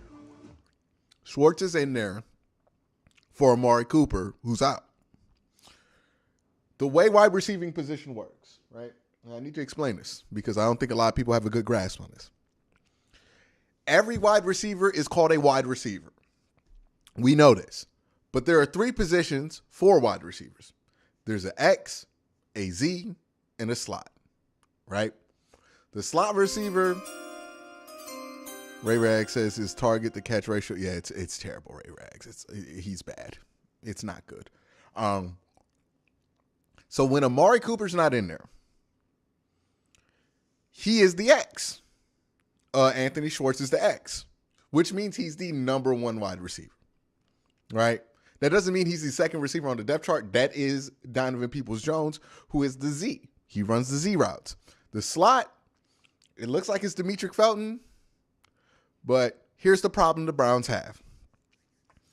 Amari Cooper is the only player that has the speed to run the X. Anthony Schwartz is the second player that has the speed to run the X, but he has none of the skill. So Amari Cooper has to stay healthy for this team, and he has to be good at playing the X. So that's why Anthony Schwartz looks like the number 1, well, looks like he's being targeted as the number 1 receiver because he's the X when he comes in. That can't happen anymore. He cannot be the backup X. He just can't. IT taking Chase Winovich's job. I think so too, Sly. Appreciate the super chat, man. So that's why. Schwartz in reality is like 4th or 5th on the depth chart right now, right? Because he's behind David Bell. He's behind Demetric Felton. He's behind DPJ, and he's behind Amari Cooper. So he's at least 5th. But he's the only other X receiver on the team, which means when Amari comes out, he comes in. That's not a world the Browns want to live in that often. And honestly, from what we've seen out of Anthony Schwartz, it's worth it to get somebody else to be the backup X. Daryl Harrison, thank you for the $2 super chat. I can't find your message in chat, but I do appreciate that. I'm sorry that happened to you, though. If you can DM me on Twitter and let me know what you were trying to say, then that might be helpful. Or just at me on Twitter, and that'd be helpful. Yeah. Instead of DM, because I don't think my DMs are open anymore. You picked that up in town, right? Sometimes I wonder if that's where they came from. We rescued our little doggy Sydney. Decade ago. That's my girl. That's my little daughter. Joshua Dobbs. John Kelly Jr. balled up behind the line of scrimmage. So no Jerome Ford either. So there's now a half left in the preseason. Keep your eye on that. Keep your eye on that. If they don't put Jerome Ford in at running back at all today, that's interesting. That's very, very interesting. I'll explain later, but I'll wait.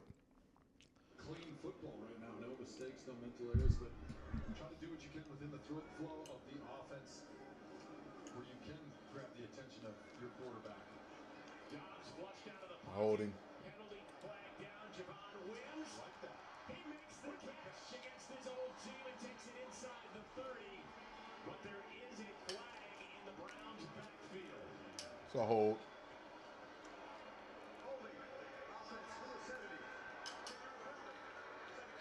That's on Alex Taylor.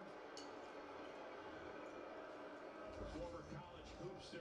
Yeah, here he is over here, the left tackle holding. You probably heard that a lot in the last couple of decades. He's actually got him in really good position there, but the problem is when the quarterback flushes out of the pocket. Good throw by one of the things Dobbs. you gotta Goodness learn is gracious. Just let go. He's already out of the play, but look at this great play by Javon Wims. We're just talking about guys. Great catch that by Javon, being too. borderline to make the team. Javon Wims. He's one of those guys in the receiver room that he's right there on the edge. Can he be that? Like, Javon Wims is better than Anthony Schwartz. Hey, I'm just joining. How's Brissett and Cooper? Cooper didn't play today. I thought he would. They didn't say he was inactive, but he ain't played today. I probably should take that out the title. He spent 3 seasons in the Windy City. Last year on the Raiders practice squad. But a veteran, and this is an awfully young room. Awfully young. Not very often you see a guy that's in his 3rd or 4th year in the NFL is one of the old vets in your receiver room. But I think that's why this room has been the most talked about position group on the Browns this training camp. 3rd and 15 here for the Browns in their own territory. Bears in a deep, deep zone. Split it. Oh, he dropped it.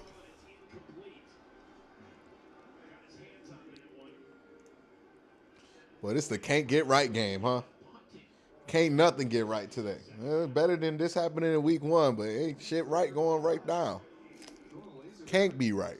On time, when you're throwing into the middle of the field and it's 3rd and forever, that window to be able to fit the ball in there is tiny and it closes fast. Props to Josh Dobbs to be able to get it there in time and give his tight end an opportunity to catch the football. All right, Jason, you're out of here. Marquez has had a nice night punting it away. And unfortunately, too frequent. Yeah, it's automatic ban, no appeal. Indefinite suspension right there. The fuck is that? Who says something like that? Browns defense forced a turnover at the end of the first half. Let's see if they can duplicate that with Mr. Cooper watching.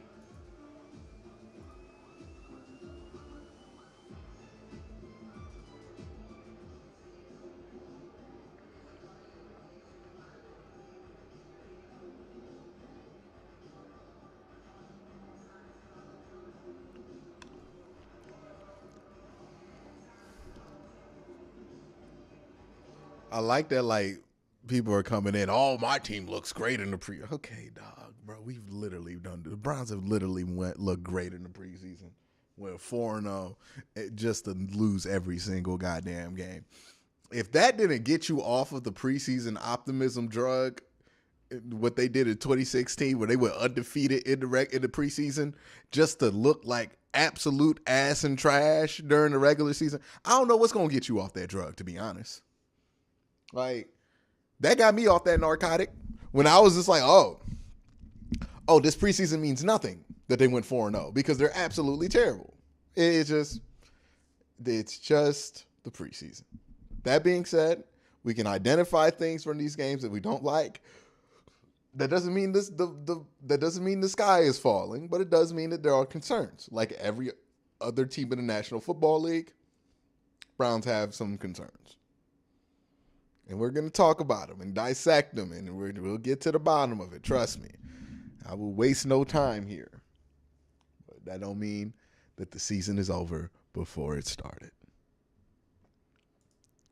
And, oh, yeah, you know Baker Mayfield fans about to be in here doing a victory lap in the preseason because, last night they felt like they won the Super Bowl. What they did was go up 21 points in the preseason game, which, cool, but means nothing. But again, the fact that they're reacting like that tells you a lot. Let's go. Ray Rags here says they need to get a veteran wide receiver in this room. It's so young. I don't think it's the youth that's the problem. I just think it's they're not that good.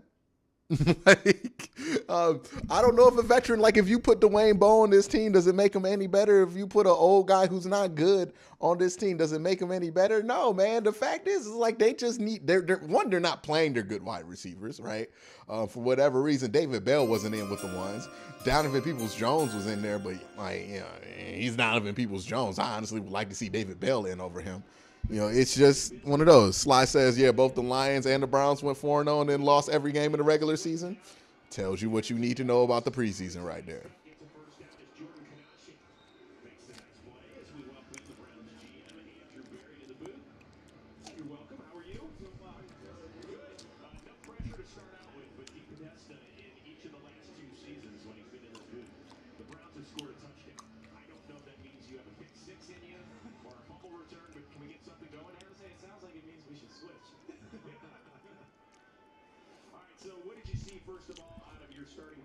This is important. Let's listen to Andrew Berry. Jacoby did a nice job in the first half. Made good decisions, delivered the ball accurately. Obviously, we got to help him out a little bit at the skill positions. But was pleased with his individual performance, but that doesn't mean that there's room to grow. How do you expect the offense to look different with Jacoby Brissett versus when Deshaun Watson comes back? Yeah, I think Kevin and the coaching staff, they do a really nice job of building the offense around the quarterback skill set. I think we'll probably see a little bit less, the QB run stuff that we would have with Deshaun, with Jacoby. But Jacoby's really good in the play action game, the play action shot world, and we think that's one area where we can accentuate his strengths. With Deshaun, we know the deal that he has to leave the building on August 30th. He cannot return until October 10th, and you guys are not allowed to kind of dictate what he does. But do you have a plan in place of what is expected of him while he's away from the building? Yeah, and while I won't go into heavy details there, definitely a plan in place to keep him physically sharp, and he'll continue to engage in the counseling that he's already begun. As far as this roster goes, you're going to be busy in between tonight and 4 o'clock Eastern on Tuesday. You got to get down to 53. We have been talking ad nauseum about the wide receiver room. Mm-hmm. Is that where the toughest crunch is for you in terms of figuring out where this team goes? I think we actually have a number of spots on the roster that have tough decisions to make at the margin. Certainly that's one of them in terms of really putting the pieces together on the roster that complement one another in that room. We definitely have some tough decisions there. I would say that that's the only position group that we're working hard on. That running back room is overloaded. It's like the secondary, you got more guys than you have positions. How do you look at that position group, especially with Nick Chubb and Kareem Hunt as your obvious 1-2 starters, a couple of the best guys in the NFL at their position group, but then a bunch of guys that you want to keep around, but you know that it's really difficult to keep that many running backs on your roster. No, it is. Now that being said, with running back being one of the positions that maybe has one of the highest rates of attrition throughout the year, and we've seen it over the past 2 years that we've been here. That probably is a group that, even though we have a lot of guys who deserve to make the 53, will probably go a little bit deeper than most teams will. Bears still on the attack. Simeon flushed out of the pocket. He's going to tuck it and run. And Tommy Togiai was chasing him. It's a good idea to get out of bounds. How much time are you spending on the phone with other GMs as it gets to cutdown day? I mean, does that happen frequently? Very much so, and I would say, over probably the past, call it 3 to 5 days, the level of activity on the phones, regarding different trades, roster possibilities, has really picked up, and that's pretty typical as you get about, a week out from the cutdown, and as people start to solidify their final roster. Is there ever a guy you send straight to voicemail? Because we all have friends in our life that we're like, oh my God, not now. No, you know what? Oh boy. Yeah. Chris Vick cannot come down with that. Right in his midst for the former. I want that job. I want to be the coach that yells, hands up. We have a pretty good rapport with the other front office, the other 31 front offices. So, we at the moment we don't have one of those straight to voicemail types. When you take the headset off, can you at least write it down? I'm dying to know. I'm wondering how many times you get a call from a GM and you pick it up and you're talking and he's asking, oh, how was breakfast? And you do anything fun over the summer? And then at the end, you realize nothing substantive came up and you think, man, that should have just been an email. Could you just email me if you really had nothing for me? Turn around. You know what? Usually, Good defense. GMs that you used to work with. So. Like, hey, are we going to get anything done here or are we just shooting the breeze? Yeah, Andrew Berry did say, we did not have enough help around the quarterback position at all, huh? Yep. Roy Bragg, thank you for that $5 super chat. We got Be Nice. I got to get back some of these super chats who said, with the $2 super bomb, says, any regrets on not playing first teamers for 2 games by coach? Look, they didn't even play the first teamers for real this game, so I don't think they have plans on playing the first teamers at all, dog. As much as I don't like it. Sly says, I really hope Schwartz has a good game 1. I hope Schwartz has a great season. I want to be as wrong as possible about Anthony Schwartz. 12 3-and-outs against Kansas City. Baker couldn't move the chains. Satan can QB this team if he can convert third downs. That's a take right there. That is a take. That is a stance that you took there, my man. We got another super chat here from Cottonwood Slim, who says, I just looked it up. Belichick's record is just a little bit above 500 in the preseason. Andy Reid is under 500. Yeah. Yeah. Yeah.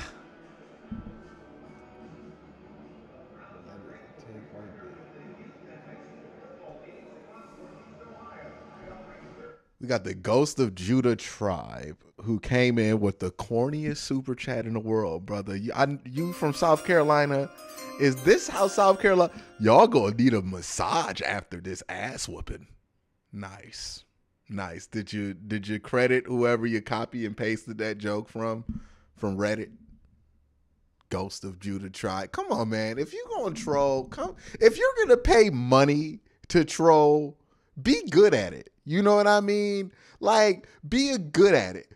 Respect the craft. Respect yourself. You look like a complete bum when you just come on here with what everybody in the chat puts in there. Come on, dog. You got to be better than that. You know what I mean? If you want to get on the super chat screen, brother, you got to have some game in you. That was no game. You look like a buster. A straight buster. Mohammed says, I miss Jarvis. Do we bring in a wide receiver in? And who is he? I miss Jarvis too. Boy, it would have been nice if we could have kept Jarvis Landry. It would have been nice. But nope. I'm not about to ban him. He's not even good enough at trolling to get banned. Like, you know, or at least willing to be flagrant enough. You know what I mean? He's just a mid-level, not even a mid-level. He's the Anthony Schwartz of troll. He got his opportunity and he completely dropped the ball. Like, come on, Anthony Schwartz of trolling. Come on, big dog. Step your game up. Been doing this for 5 years. You think that's going to get to me? I don't think we are yet in Kate York field goal territory, but you can never be sure. Let's go, Dobbs. Kelly. And we don't know what this running back's room is going to look like, but I will tell you this. Jeff Kelly Jr. has certainly done well and opened some eyes, I imagine, around the NFL. It doesn't work out here. Yeah, just let that man talk to himself. Just let him talk to himself. Don't nobody care about him. And Ray Rag says people need to realize it's the preseason glorified tryouts for the back end of the roster. Yeah, I mean, like, I wouldn't put it all the way down that way, but it's just, you know, we can take things from the preseason, but it don't mean anything you get from the preseason is solid. But we got to take in what we see. But Kevin looks pissed, by the way. Kevin looks pissed. Hey, Kevin look like he about to. Kevin got the. I know that face. Coach looked like he about to get him on the line. Everybody on the line. We gonna run to the 50, back. It looked like he about to run gassers, bro. Like 25, 50, 55, 30, 35, like all of that shit. All of that shit. He looks pissed. I would not want to be in that locker room. He's about to give him a stern talking to. Okay, JK. There's no quitting that dude. Did he lose a shoe? I think he lost a shoe. He did. When you're John Kelly, you don't need shoes. No. I mean, he runs all of his cleats in the ground or the bottom of his bare feet, but he's got fight in him that you just appreciate at that running back position. Here's the shoe coming off. Oh, he's not going to go down on that first tackler. Watch the way he pulls that foot out of it, and he even makes a little bit of a cut there with just his sock on. Just an impressive guy, right? He can do it all for you. He can catch the football out of the backfield. Obviously, we've seen him run the football, and you'd love to keep a guy like this. Here they are motioning him out wide. Now, if he catches this pass on a cornerback, I'll be really impressed. Dobbs. Incomplete, looking for Miller Forrestal. There's a flag down in the secondary as Dobbs is down as well, and now Hops back up. He got nailed on that one. Holding. Defense, number 43. 5-yard penalty. Let's go. Marcus Gates. Hey man, it's still a 2-score game, bro. We in this still, man. It's only a 2-score game. We don't need to get out of it. It's a 2-score game. We close, bro.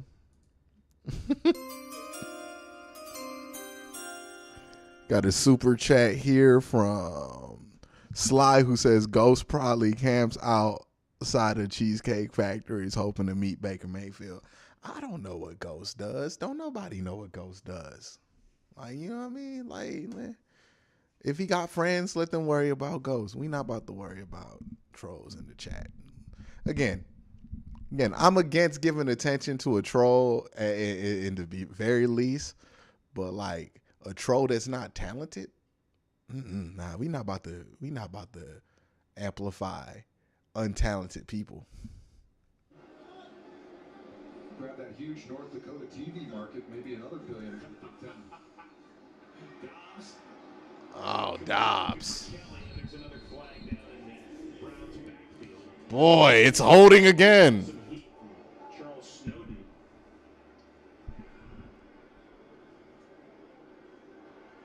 Holding. Offense number 70. The penalties decline. 3rd down. Yeah, it's too many holders. Somebody who once represented the Big Ten. I'm down here, Chris, with Greg Newsom II, who just said, I'd rather be playing for sure. You did return to practice with that hamstring. How's it feeling? It's feeling great, feeling 100%. The training staff has, done a great job with me, just, trying to accumulate me. But it's been going great, though. Acclimate. Accumulate. Acclimate. What's that Northwestern degree for you? I know, but yeah. Acclimate. There we go. Oh, good though. There you go. Newsom got that one perfectly. Y'all remember when Demarius Randall was on the team and they got that fight on Hard Knocks and Demarius Randall was on the other end talking about some, oh yeah, I like it. I like it when they get like this in camp. I like it when we fight. It's all this testosterone. So I'm out here making plays. Like, I miss it so much. I obviously haven't been able to practice either. So, like, football, I love it so much. I'd rather be out here playing for sure. Well, let's talk about that. You and Denzel Ward haven't gotten to get as much time together with the entire secondary. So how are you approximating kind of the mental reps or getting in the work if you haven't been on the field together? Yeah, I stay locked in always. I'm always coaching out there while I'm not playing, so I'm always helping my guys and, just trying to stay locked in. So as I am able to get back on that field, I don't miss a beat. Okay, Grant Delpit told us that he talks the most in the defensive backfield. Is that a true story? You talk about talks as in making calls? Okay, if you talk about talking smack, he does not. But I feel like I still talk the most anyways, though. But wait, so are you saying you talk better smack than he does? Than pretty much anybody. Like that's one of the things I like doing is I honestly didn't even really do it too much. Turn up field. There you go. That's a one. That's a one. That's a one. That's a one. All right, so Greg, do us a favor. Since he's not a legend yet, Showtime is up in the booth. I wonder if Ford got the. Yeah, that's one thing to talk about, right? So Jerome Ford, I don't think he's going to play at all. Has not played. Ray Rags, thank you for bringing this up. Makes me think that Jerome Ford is absolutely going to be in the rotation. If he's going to be in the rotation, he's top 3. They feel like he's a better running back than Dearness Johnson, which means I think today they were trying to showcase Dearness Johnson to move Dearness Johnson. Now, they might be able to trade him. They might not. But, yeah, that's a good, astute eye there that everybody has had. That the fact, oh, man, it looked like Stanton's hurt. I like Johnny a lot. News that is Johnny Stanton the 4th, who looks like he is grabbing his left shoulder. 4-yard gain. So yeah, it's Stanton, a real versatile guy out of that backfield. Plays some fullback, some H-back, some tight end, and we will check in on him with the Browns driving.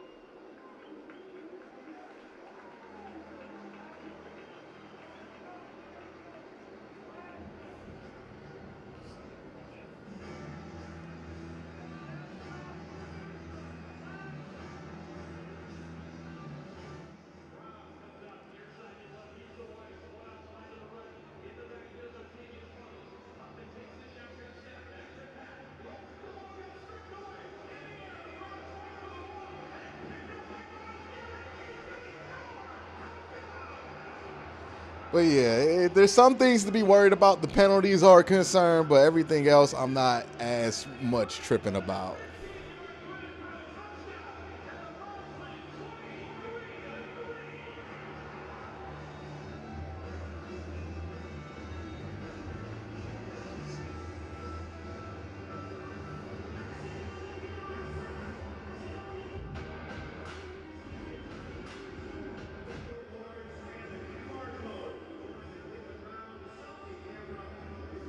Testosterone.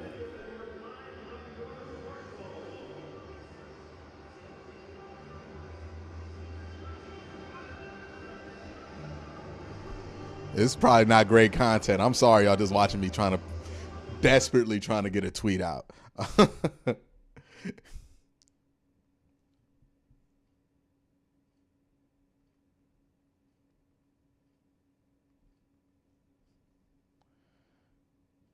Testosterone.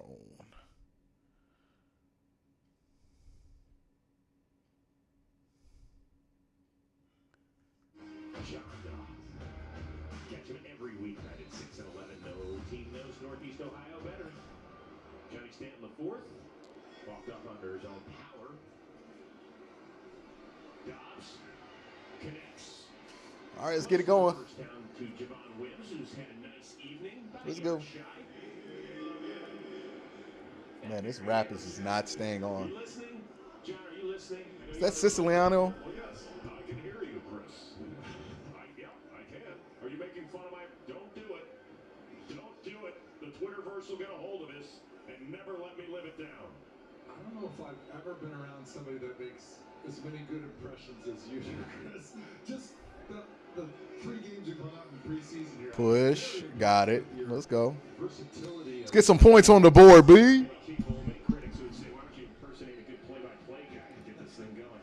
Dobbs punches forward for the first down. I will say that Joshua Dobbs has been one of the great stories of the preseason. The Browns knew that Deshaun Watson was going to face some lengthy suspension. There's a lot of unproven quarterbacks. All right, I'm tired of seeing people argue with Ghost, so I'm about to hit that ban button on him.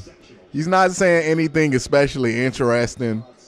He's not entertaining me, and he's trolling. Yeah, man, you cut, bro. You cut. You cut. You cut. You cut. You cut. Everything you offered has been pretty just, man, you cut. I'm sorry. If you want to troll on this channel, the bar is higher. The bar is higher. You cut, my dog. You know, maybe some other channel. Maybe somebody Twitch chat that's starting up, you could go troll there. They'll just be happy to have you. Well, not on this channel, big dog. You cut, my guy. Drive coaches nuts and fans and people in the color booth as well. Okay, Javon. Javon, like, yo, I just saw Anthony Schwartz's roster spot open up. Tough go for that man. Anthony Schwartz had a couple more drops tonight. He's still smiling out there. And listen, as the cutdown day comes on Tuesday, his speed component is so significant to this offense, right? In just the way that you game plan. Yeah, outside of Amari Cooper, who really isn't the burner, they don't really have anybody on this roster that can be that deep threat. That Can't have no other team's safety D-list back up troll up in and here, create that space man. in the Like, secondary that you want to be able to work I got a some of the tight ends, reputation to which, as we uphold. saw tonight, that's where Jacoby Brissett Let's go, is Dobbs. the most comfortable, is hitting Hey, a way lot to get rid of it. hitting a lot of short passes in those windows close. Dude caught more L's than Anthony Schwartz. Hey, come on now. Anthony Schwartz is not catching any L's. He's just not. Dropping W's would be a more apt term, because I ain't seen Anthony Schwartz catch a goddamn thing. And you got to be able to catch the football to threaten that secondary, to make them concerned about trying to go over the top. There was an opportunity earlier in the game with Anthony Schwartz. He was on the far side of the field, ran all the way across the field. Jacoby Brissett threw a nice Oh. sideline, and Schwartz Oh. Was it Anthony Schwartz drafted to replace Odell Beckham Jr.? Yeah, that was the thought process. It didn't turn out. Much rather have Odell. Oh, my God. I miss Odell and Jarvis so much. People be thinking we miss Baker. We don't miss Baker. We miss Odell and Jarvis. We really just miss Jarvis. But, you know, Odell could be helpful here. Odell would probably be more helpful if he was healthy.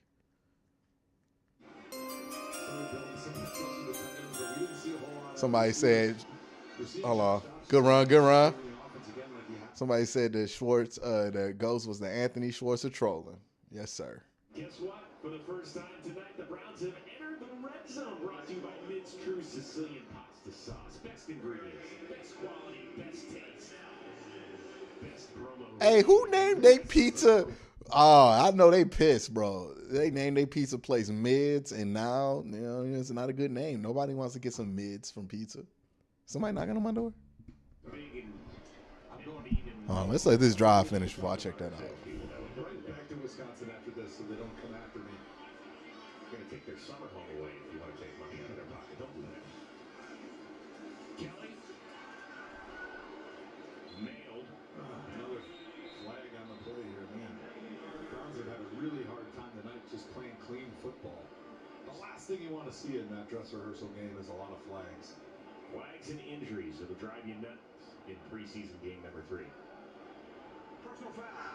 Unnecessary roughness, number 46. Defense. Activist from goal. Automatic first down. Unless it happens on the other side of the field, in which case you love it. Never love that one. That's Sam Kamara, who I believe actually got the tackle on that play. So that was interesting. Haven't been able to see the replay. I would have paid to see Deshaun Watson with Odell and Jarvis. Would have been nice. But I see nothing. They gonna let this run out? Nah, they gotta run the play. It's gonna be fun to see what Josh Dobbs Getting a little excitement. Yeah, I'm right here. Dude, this is great. I want to see Josh Dobbs get his team into the end zone, do some of the stuff he did down in Jacksonville. Oh, got him. Oh, he dropped it. Miller Forstall got to be getting cut, right? Third tight end spot, right? Yeah. We think maybe Johnny Stanton the fourth. Maybe it's this guy, Nakia Griffin-Stewart, who's played very well with 6 catches in the first 2 games. I'll write that down. We know how much Kevin Stefanski likes to use the tight ends in his system, right? Yeah, the timing in my little brain was absolutely epic because I was just about to mention Johnny Stanton before he got hurt on that play. That's what the Browns were doing. They had both Jones and Stanton in the game for this entire drive. Sly says, oh, yeah, appreciate that. All right, 3rd and goal when we come back. Let me check this door. No score in the 3rd quarter. Still 21-6 Bears. This is the end of the 3rd quarter.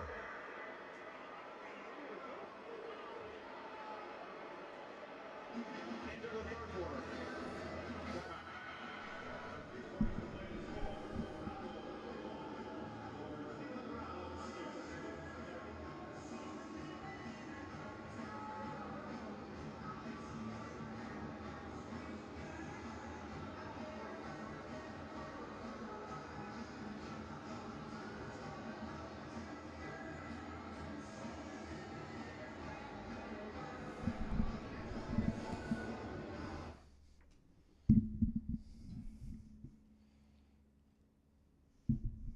What we got in the chat? What's going on in the chat? We got a guy named Noah. Newsflash, Quincy. Baker doesn't miss the clowns either. Yeah, okay, buddy.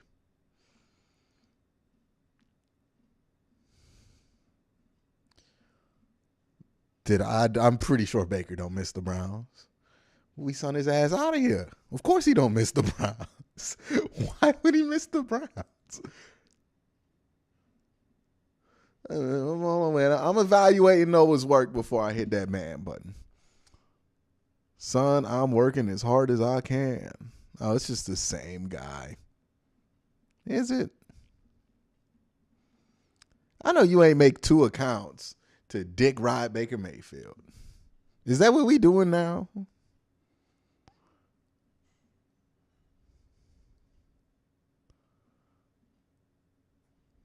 Okay. He's just trolling. Hey, he's just trolling.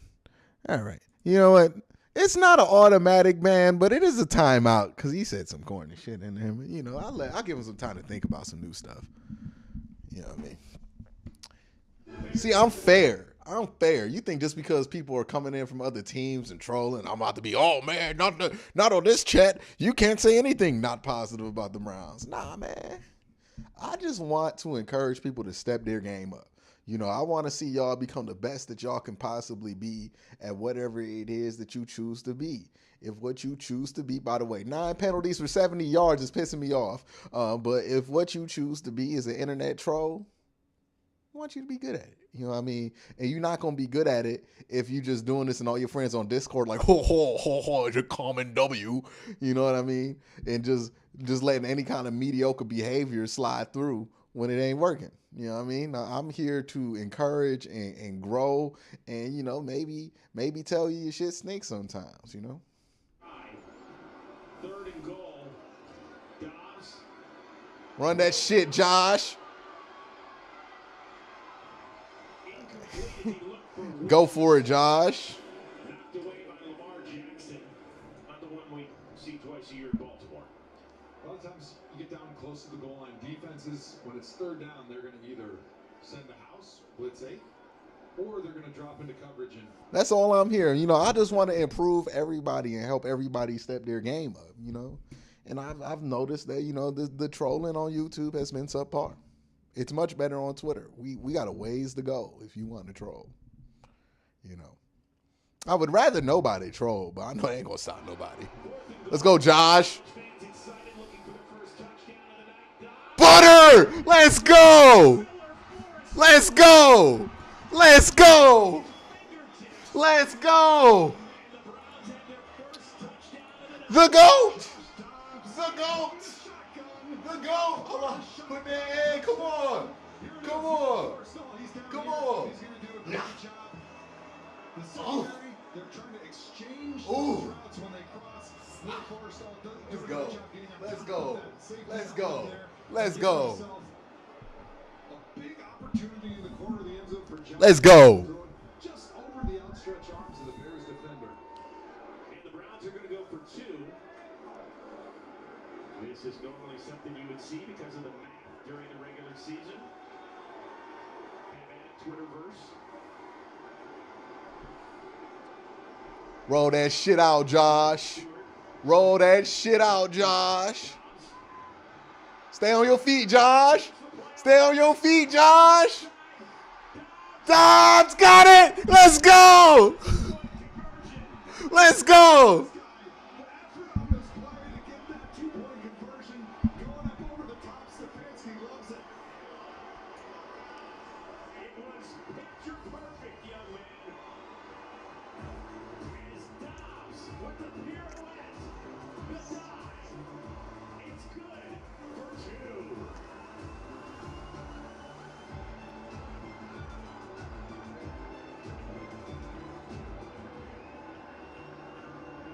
Let's go. Joshua Dobbs, baby.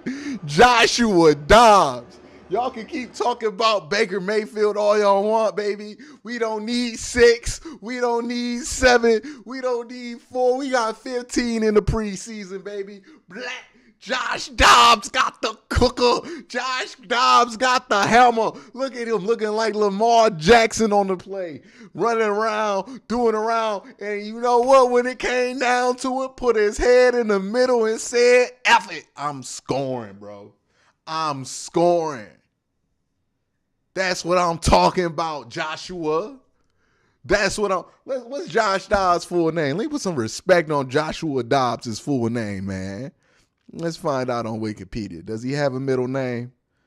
Does he have a middle name, chat? Let's go. Let's go. Hey, that cat going to sleep no matter what. I'm loud as hell. Robert Joshua Dobbs.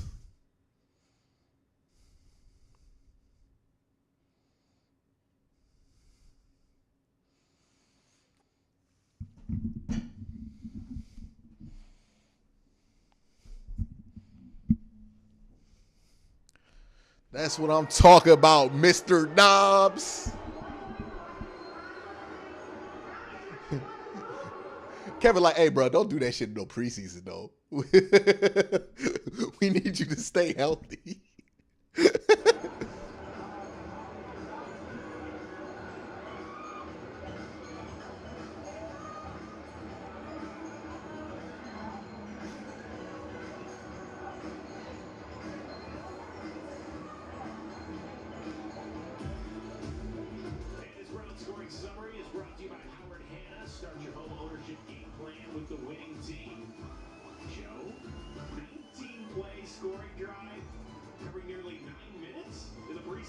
Let's go. Anything over 10 plays on the drive, you're going to be pretty gassed. So twice that much, you can tell those boys are a little tired. But what I loved is when Josh Dobbs got in there in that two-point conversion, he was just getting mobbed by his teammates, right? You talk about building bonds and relationships in training camp because you're going through drudgery together. But, you know, one of the things that really builds a bond on a roster is these preseason games when some of those guys that maybe won't be featured during the season make big plays, and you know it's so important for their own career, and you can get excited for them. You're just showing them that love. Let's go. They better not ruin our fun by putting in Josh Rosen. Sorry ass.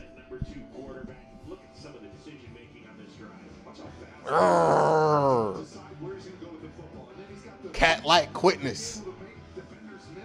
And the balls of steel to die for it. Let's go.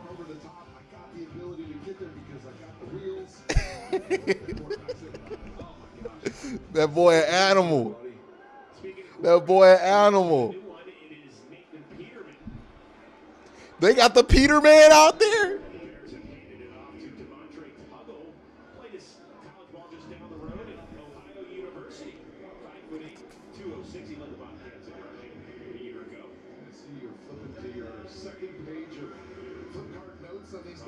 We're going a little deeper in the roster here at this point.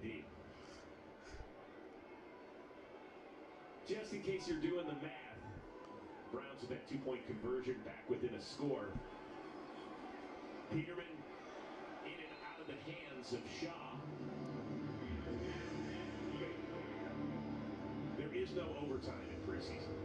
Just in case you're thinking. They did change that a few years ago because certainly the players on the field do not want to see overtime. And I'm sure there might be just a couple people watching at home or maybe in the stands that are okay without any overtime in the preseason. Just get everybody home. Let's get home safe. Yeah. 3rd and 3. Let's go, defense. Let's capitalize on this momentum that Joshua Dobbs created. Let's go. Oh, he dropped it.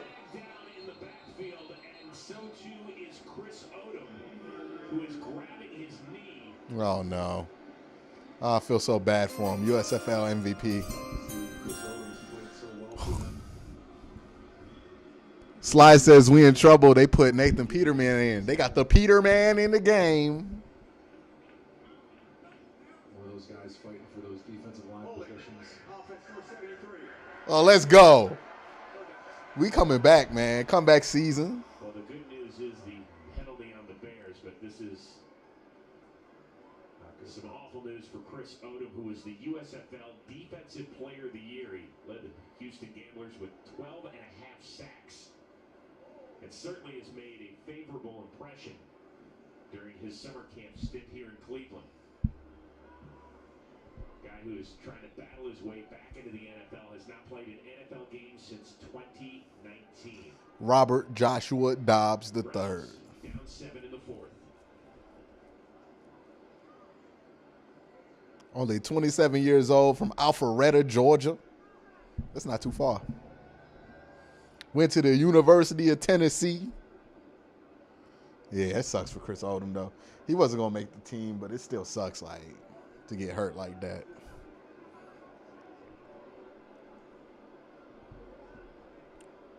Because now he can't even play spring ball, you know what I mean? And that's really where he was going to make a good amount of his money.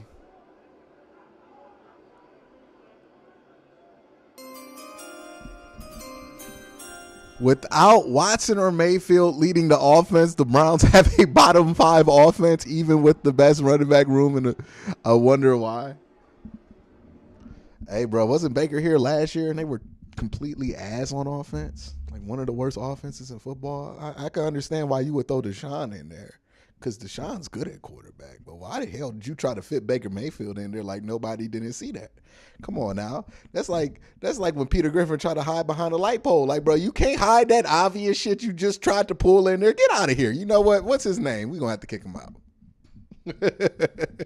You lucky I don't feel like leaning up.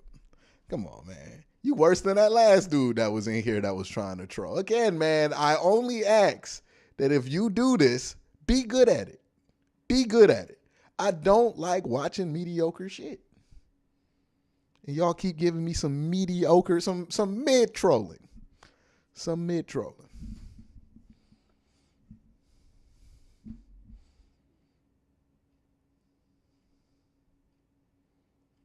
Nah, I ain't now.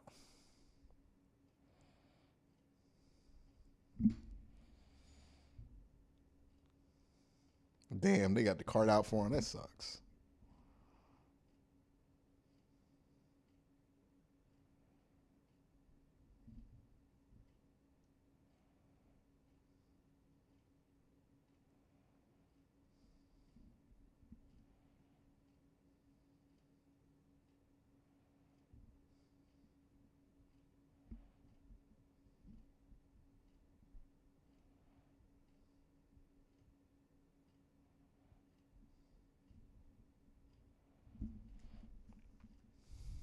Team following the holding penalty on Chicago. Peterman fires. Hey! Come on, one more. Shadows, Taleb says, trolls paying money to troll. You gotta love it. Keep up the good work, Q. You know, it's like trying to get a tryout in the NFL or like for the spring league or something. You got to pay money for this tryout that you have here in front of me, you know, if you want to troll in the big leagues. But some of y'all, man, y'all not good enough. You know, normally I point out the trolls. I scout the trolls that are good. So, you know, it take a lot to impress me. It really does.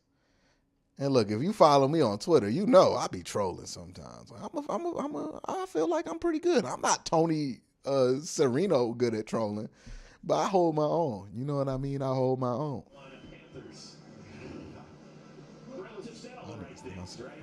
They've done a good job, and I expect both sides to always say the right things leading up to this game, but you just know that. Both locker rooms. Yeah. This one means a little bit more than a typical out-of-conference game. And since the moment Baker got traded down there, you know that they were looking at that schedule saying, okay, here we go. They got the Dobbs out there? Uh-oh. Uh-oh. Uh-oh. Get the ball snap. Good cut, JK. Stay on your feet, JK. Keep running. Keep running. Oh. We get back to that schedule as we look at it once again.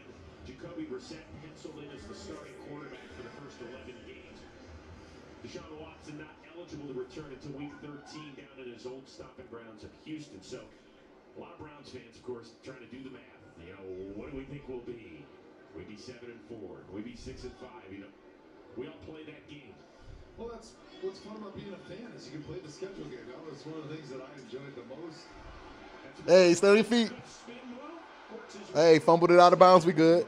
He's been one of those young receivers that all he does is he's been making plays in camp. He catches the football. He's from University of Miami. He got a few balls down there during his career. He's in the most ever by most receiver. There's been a few decent receivers at Miami as well. So you stack that type of production up against. Oh, John Kelly was at Tennessee. You know, this is a player that knows how to get Shout out Jimmy Haslam special right now. Player, but has really made a name for himself thus far. Can really run too. 4.46 40. Speaking of run, that is Kelly. I think the first month is so critical for the Browns. I mean, it is a favorable schedule. Starts in Carolina, which is going to be tough in part because of the Browns' lack of Week 1 winning performances over the last 2+ decades. Then they come back for the home opener against the Jets. They got a short week, Thursday night football at home against the beloved Steelers, and then at Atlanta. So there's obviously, you're talking about needing a fast start.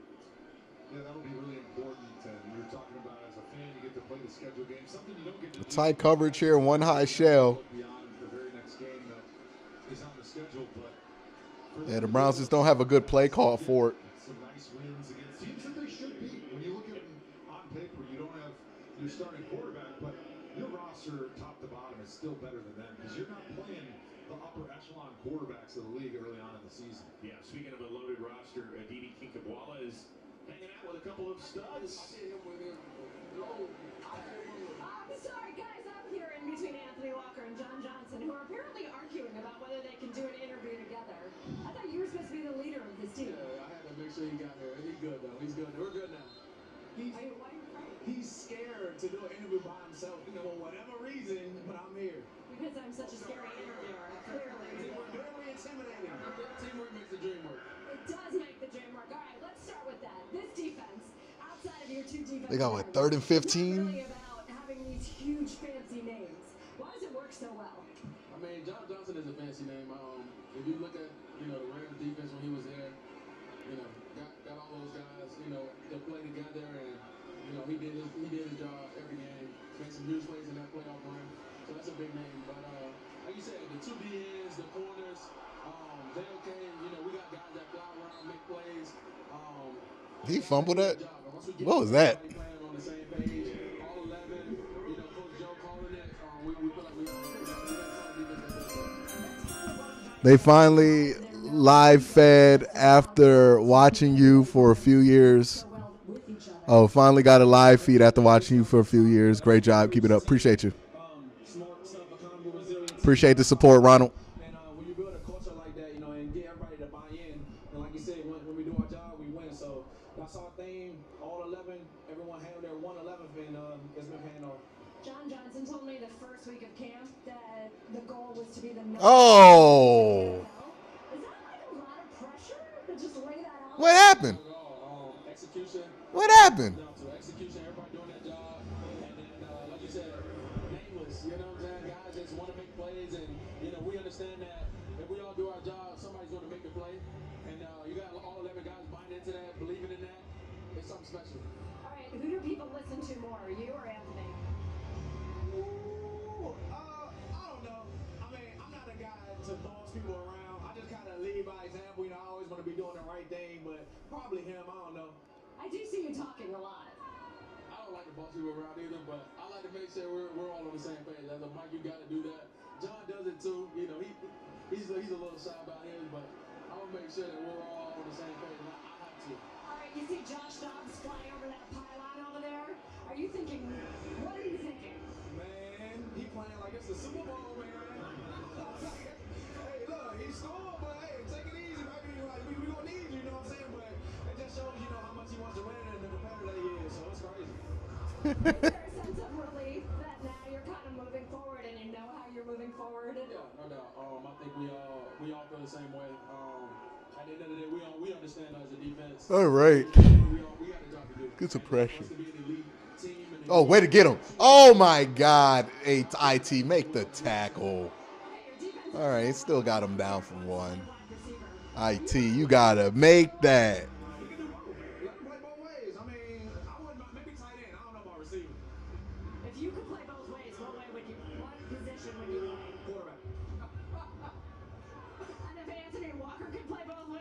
position would he play? He's a right quarterback. I can't play quarterback. Really? I can't play quarterback in the NFL, but I got the mind for it. I don't got the arm for it. How far can you throw the ball? I don't know. And I'm not even going to try, so you're not going to get me to try. And I tried, guys. I tried. Thank you so much for the time, John. It wasn't that scary, was it? Boy, the tackling been terrible, bro. Thanks, guys. All right, Chris, Joe. Tackling been terrible. Appreciate 500 of y'all joining me today for a preseason game. If you're new here, hit that subscribe button. I do this every week when the Browns play, live stream.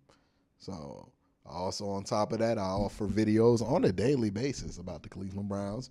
I think I provide the best coverage of the Browns on the internet. You can be the decider of that, and how you can decide that is subscribing and watching the videos every day. Like those guys mentioned, it's built from the top. Culture is deep, it's endearing, and it takes time to build, and you can just feel it within this Browns unit on defense. Way to get there, Curtis. That's a big deal. Another sack for the Browns. Curtis Weaver gets back there. Done that a couple of times here in the preseason as Peterman didn't have anywhere to go. Good job right there off the edge, getting your hands in the throwing lane, not giving Peterman anywhere to go with that football, forcing him to step up, and your buddy's on the inside. Cairo Santos trying to make it a two-score game yet again. Lining it up from 48 yards out.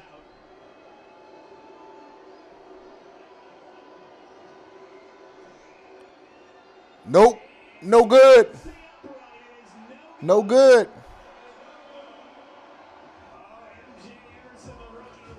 MJ Emerson looked like King Von. Anybody else realize that? But that man looked just like King Von.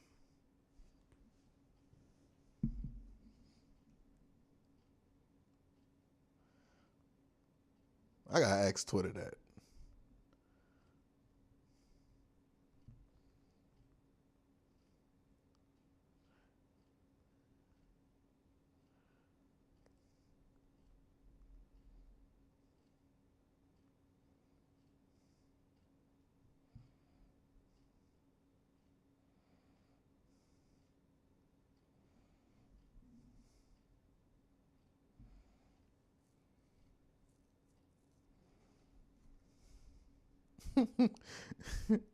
Hey man, if Josh Dobbs comes in for a package during the regular season, like he comes in for like a little three play package in the red zone or something, First Energy Stadium is gonna explode.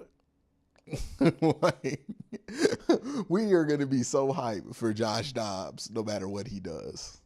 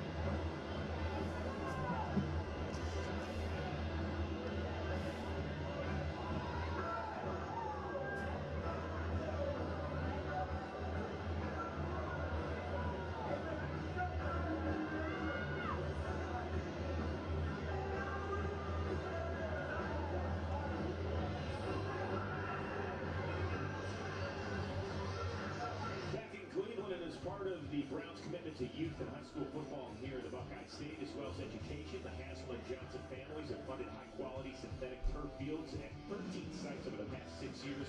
The multi-use services are now more widely available to students, multi-sports teams, and the entire community, aimed to help keep students engaged and attending school every day. And there is the Jenny Hassel. Win/loss for the team, didn't get demoralized, good sign. Oh, yeah. I mean, it's a preseason game. It's hard to get demoralized during the preseason game. I would say it's a hard test. By the way, JW, I see you there. If you wear a size 11 and a half, just send him over here. Yeah. Okay. Don't act like you can't hear me. I think he's got his earpiece in his right ear. You can't see it, but he's definitely been He listening. does not want to give up the shoes. That's what it is. Good news on that last play. Johnny Stanton back in the game, getting No, that's Barry. nice. Good. Was gotten shaken up a little bit there in the third quarter, but back out there with Oh, booze. Josh Rosen. Josh Rosen into the game for the first time and throwing it downfield. He's got Wims wide open. Oh, my God. Rosen cannot believe that he wants that one back. By the way, Josh Rosen's preseason stats are brought to you by First Energy. Bro, he even got preseason stats? What was that, man? sometimes those ones that Josh Dobbs would never. because you don't want to miss them, and then as soon as you tell your brain don't miss them, that's exactly what your brain thinks is miss them. Put a little bit more air under them and give your receiver a chance to just run underneath it. Because even if you throw it a little bit too high, the receiver can still stop, and then the DB is going to run into him, and you're going to get a pass interference. Third and long, Rosen flushed. Looking downfield, throws it, hits Jamarcus Bradley. Hey, go for this. Go for this. Good throw on the run. Go for this. Good throw, Josh. As Bradley caught it in front of Lamar Jackson, and the Browns are definitely going to go for it. Rosen showing some of that athleticism here that made him a first-round pick a few years back. And that's a tough throw across your body, running full speed to your right, and hitting your receiver there exactly where it needed to be. Unfortunately, the receiver was not past the sticks. Where are we going? 4th and 2, quick. Let's see here. Yeah, to that guy. Rosen again. Uh-oh, Javon? That's what I said. Go to Williams in the corner on the fade. Great job throwing it over the defensive back's head. He threw it not much air on that one. Kind of a little bit on a rope, which is what you want to do because by the time the receiver goes up and gives hands, the DB does not have time to turn around and make a play on that, and the crowd goes wild. So too does the owner's box. You know, it may be preseason, but they're still keeping score. Yeah. So there's a lot of people in here that want to win this game. 20-yard pitch and catch. Wims has had a really solid night, making a great final impression. Rosen. Saw a ghost. He's going to keep it, get some yardage. All right. All right, Josh. Yeah, those look like the perfect size. Can you write on there, Rose? Can you put yeah. Thank you. But do you know how to spell up there, Madison? This illustrator doesn't work great. What I'm going to do here is right. Look at it. He's not helping us out. He's doing this intentionally. Look at him. Trying to impress his kid. He put Andy. Let's go, JK. Let's go, JK.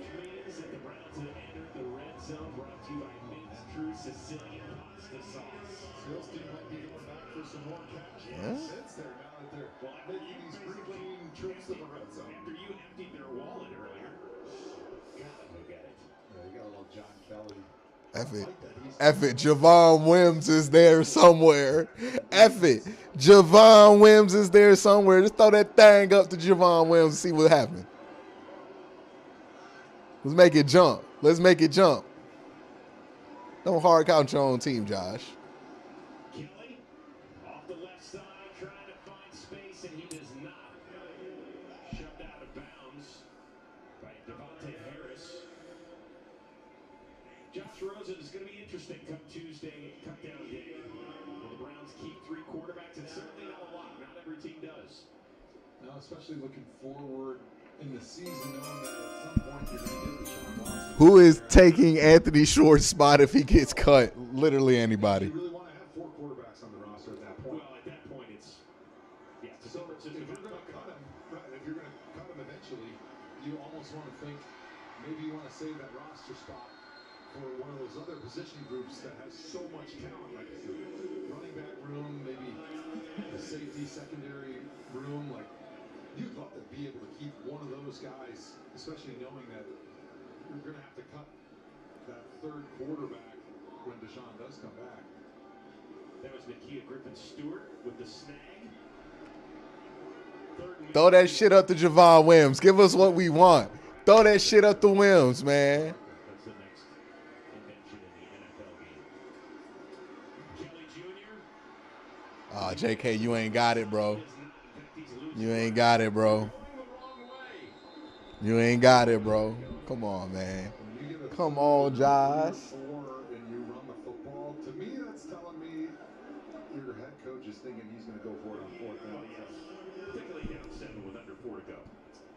He's definitely thinking we're not waiting to try to get this football back. By the way, would this graphic now be 4th and not manageable? Or what is 6? 4th and 6 is not where you want to be. Okay, so it's 4th and not manageable. 4th and not where you want to be, according to Joe. Oh, they pressing on Javon. Press coverage one-on-one, bottom of your screen. Javon Williams. He's at the 15.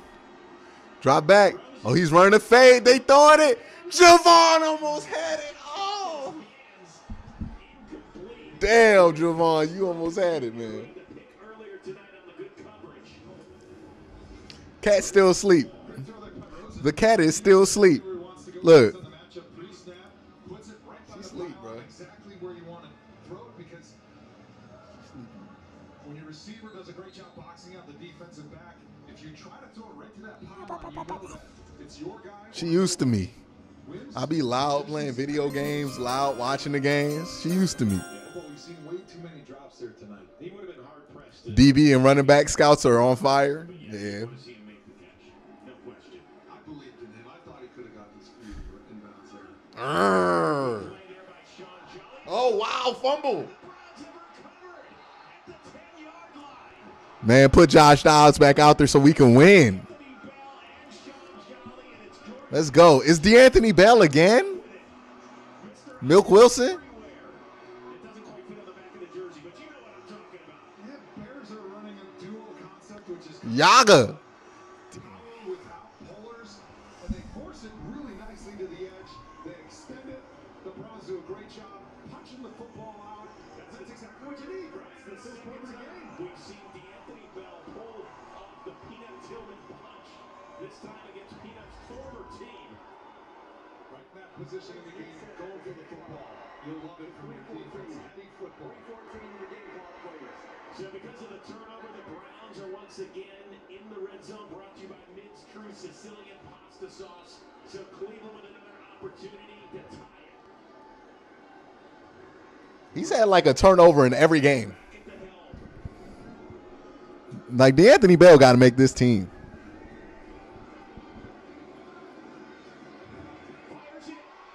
He got it. He got it. He got it.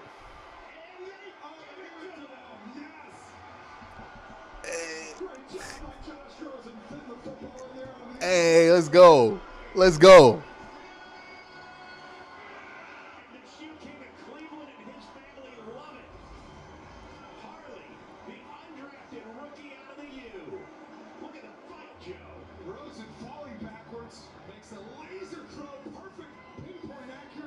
He was never. Ooh. They review it. He's down. And the Browns are going for 2 now. Don't tell them it's preseason. And don't tell them that he might have been stopped a little shy of the goal line. Don't tell them they're going to review it and it's not going to be a touchdown. Well, the referee's standing over the ball. Can we have no joy? A touchdown is under further review. Damn, they reviewing it. It's not going to stand. His ass was down at the 1. No reviews in the preseason. Okay, but there's no unfortunately, I think his knee is down. If the officials can't get it right the first time, they don't deserve another chance at it in the preseason. I'm going to say he was actually on the Bears defender's body. Okay, never mind. He's not. Yeah, he's down. Ball placed at the goal line. The ball will be placed at the 1-yard line. Great effort, though. Great effort. Yeah, he was down. Just gives us another opportunity to chew a little bit more time off that clock before we score. Go for 2 to take the lead. Great effort, though, by Harley Jr. That's the sort of stuff that leaves an indelible image in the coaching staff's brain. There's no question about it. As much as the staff, the front office says, you know, a lot of the evaluation is done in practice, you can't help as a human have a little bit more weight on what you've seen most recently. Rosen trying to find his way. Oh, he got it. Forward, and is he in it? Looks like he couldn't quite get in there. So it'll be 3rd and goal. And by the way, just in case you may have seen it, Kid York did not trot out of the field to tie this one. The Browns, they were going to go for So we'll see if they're going to get an opportunity. Hey, that's how you know the team don't really. Looks like he might run another quarterback sneak. He does. And he got it. Did he get in? Did he get in? Yeah, he got in. Yeah, he got in. He got in.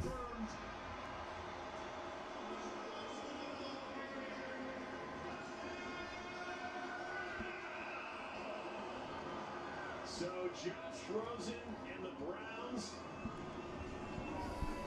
being it done after the defense forced the turnover. It wasn't the prettiest sneak of all time. It wasn't Brady-esque, but it was good enough.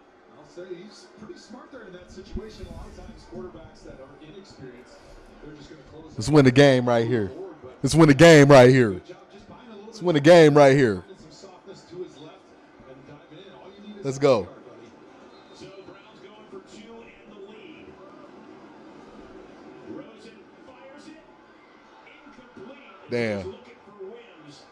Good coverage yet again by Greg Stroman Jr. Hey, we got timeouts. Wants that back. Him and Wims were just not on the same page with where that football needed to go because Wims was never able to get on top of the defensive back. So he kind of wanted that to his back shoulder towards the goal line with the throw. And Rosen kind of threw it a little bit out in front of him where he couldn't get through the defensive back's body. So the Browns scoring summary brought to you by Howard Hanna. Ray Rag says, at this point, I want all my backup QBs to be able to be mobile. If we need at least, it would be nice. I said, if we need him, at least he would be able to make running plays. That's the nice thing about Josh Dobbs' backup versus like anybody else is, you know, he can scoot a little bit. You know what I mean? He actually appreciate the super chat, by the way. He actually, when you see Dobbs in there, they're running more of the offense that they would run for Deshaun because he's more like Deshaun. Now, he doesn't have the arm strength, accuracy, and everything else that Deshaun has. But he is athletic enough, and he is a similar profile to Deshaun. So, athletically. So, that's interesting, right? So, if they get in a situation where Jacoby can execute the passing plays, but they want to run some more Deshaun plays that they would run if Deshaun's in there, that's what Josh Dobbs' value is for this team, is that he can run those plays. Again, Josh Dobbs is probably going to play, and I would not be surprised if the Browns keep 3 quarterbacks because I think Dobbs is going to get some playing time during the year.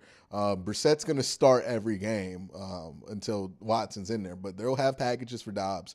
And similar to how the Saints use, what's his name? How the Saints use that one guy. I'm sorry, it's late. But it's similar to how the Saints use him. The Browns will use Josh Dobbs. Now, I don't know if that third quarterback is Josh Rosen. It might be Tyler Heineke or something like that, but, you know, I think they end up doing something like that. Come up. For all 11 seasons that I played. Oh, that's fun. Yeah. Can't we have any fun up here? Like, just when things are happening that are putting a smile on our face, you got to go ahead and put that graphic up. Bad job, whoever the trivia guy was. Don't give me this, oh, we're all happy now, and then, when's the last time the Browns won an opener? Taysom Hill, that's what I was thinking of. So I think the Browns keep 3. Yeah, but we don't have time for all of the facts. We could maybe pick some more fun facts instead of This will change. fun facts. That will change No in fun. 2 weeks from tomorrow in Carolina. Chris Rose, no fun. Correction. That's Cleveland's second charge timeout. So the Browns use their second timeout after stopping the Bears after a 3-yard gain. Here we go. Fans that are left enjoying this one. Yeah, they did my money's worth here in the fourth quarter. Absolutely. Browns playing 5 down. Pretty much it. Right now. They're in that 4 minute He's going to throw it. Oh, he's looking deep downfield. No way. Caught by Isaiah Coulter. Deep downfield as he gets into the Browns 35. They're going to kneel it down. See all that off in preseason lining up like you're going to run your 4-minute offense for the Bears. And they go ahead and take a shot down the field. It pays off. Gain of 40 yards as that takes us to the 2-minute warning. Don't forget to go to the Browns team shop. There are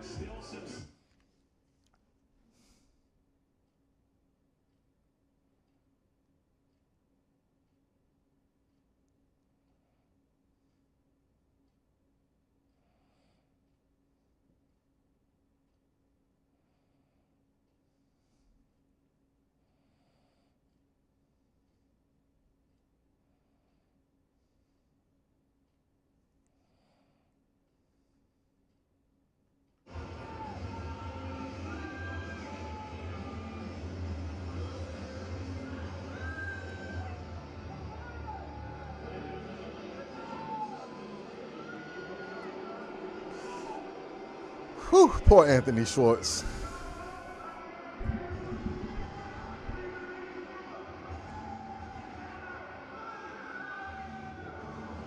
Like, so much had to go wrong for Anthony Schwartz for him to not make the roster.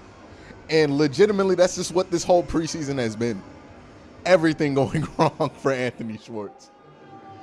It's one of the more incredible things I've ever seen.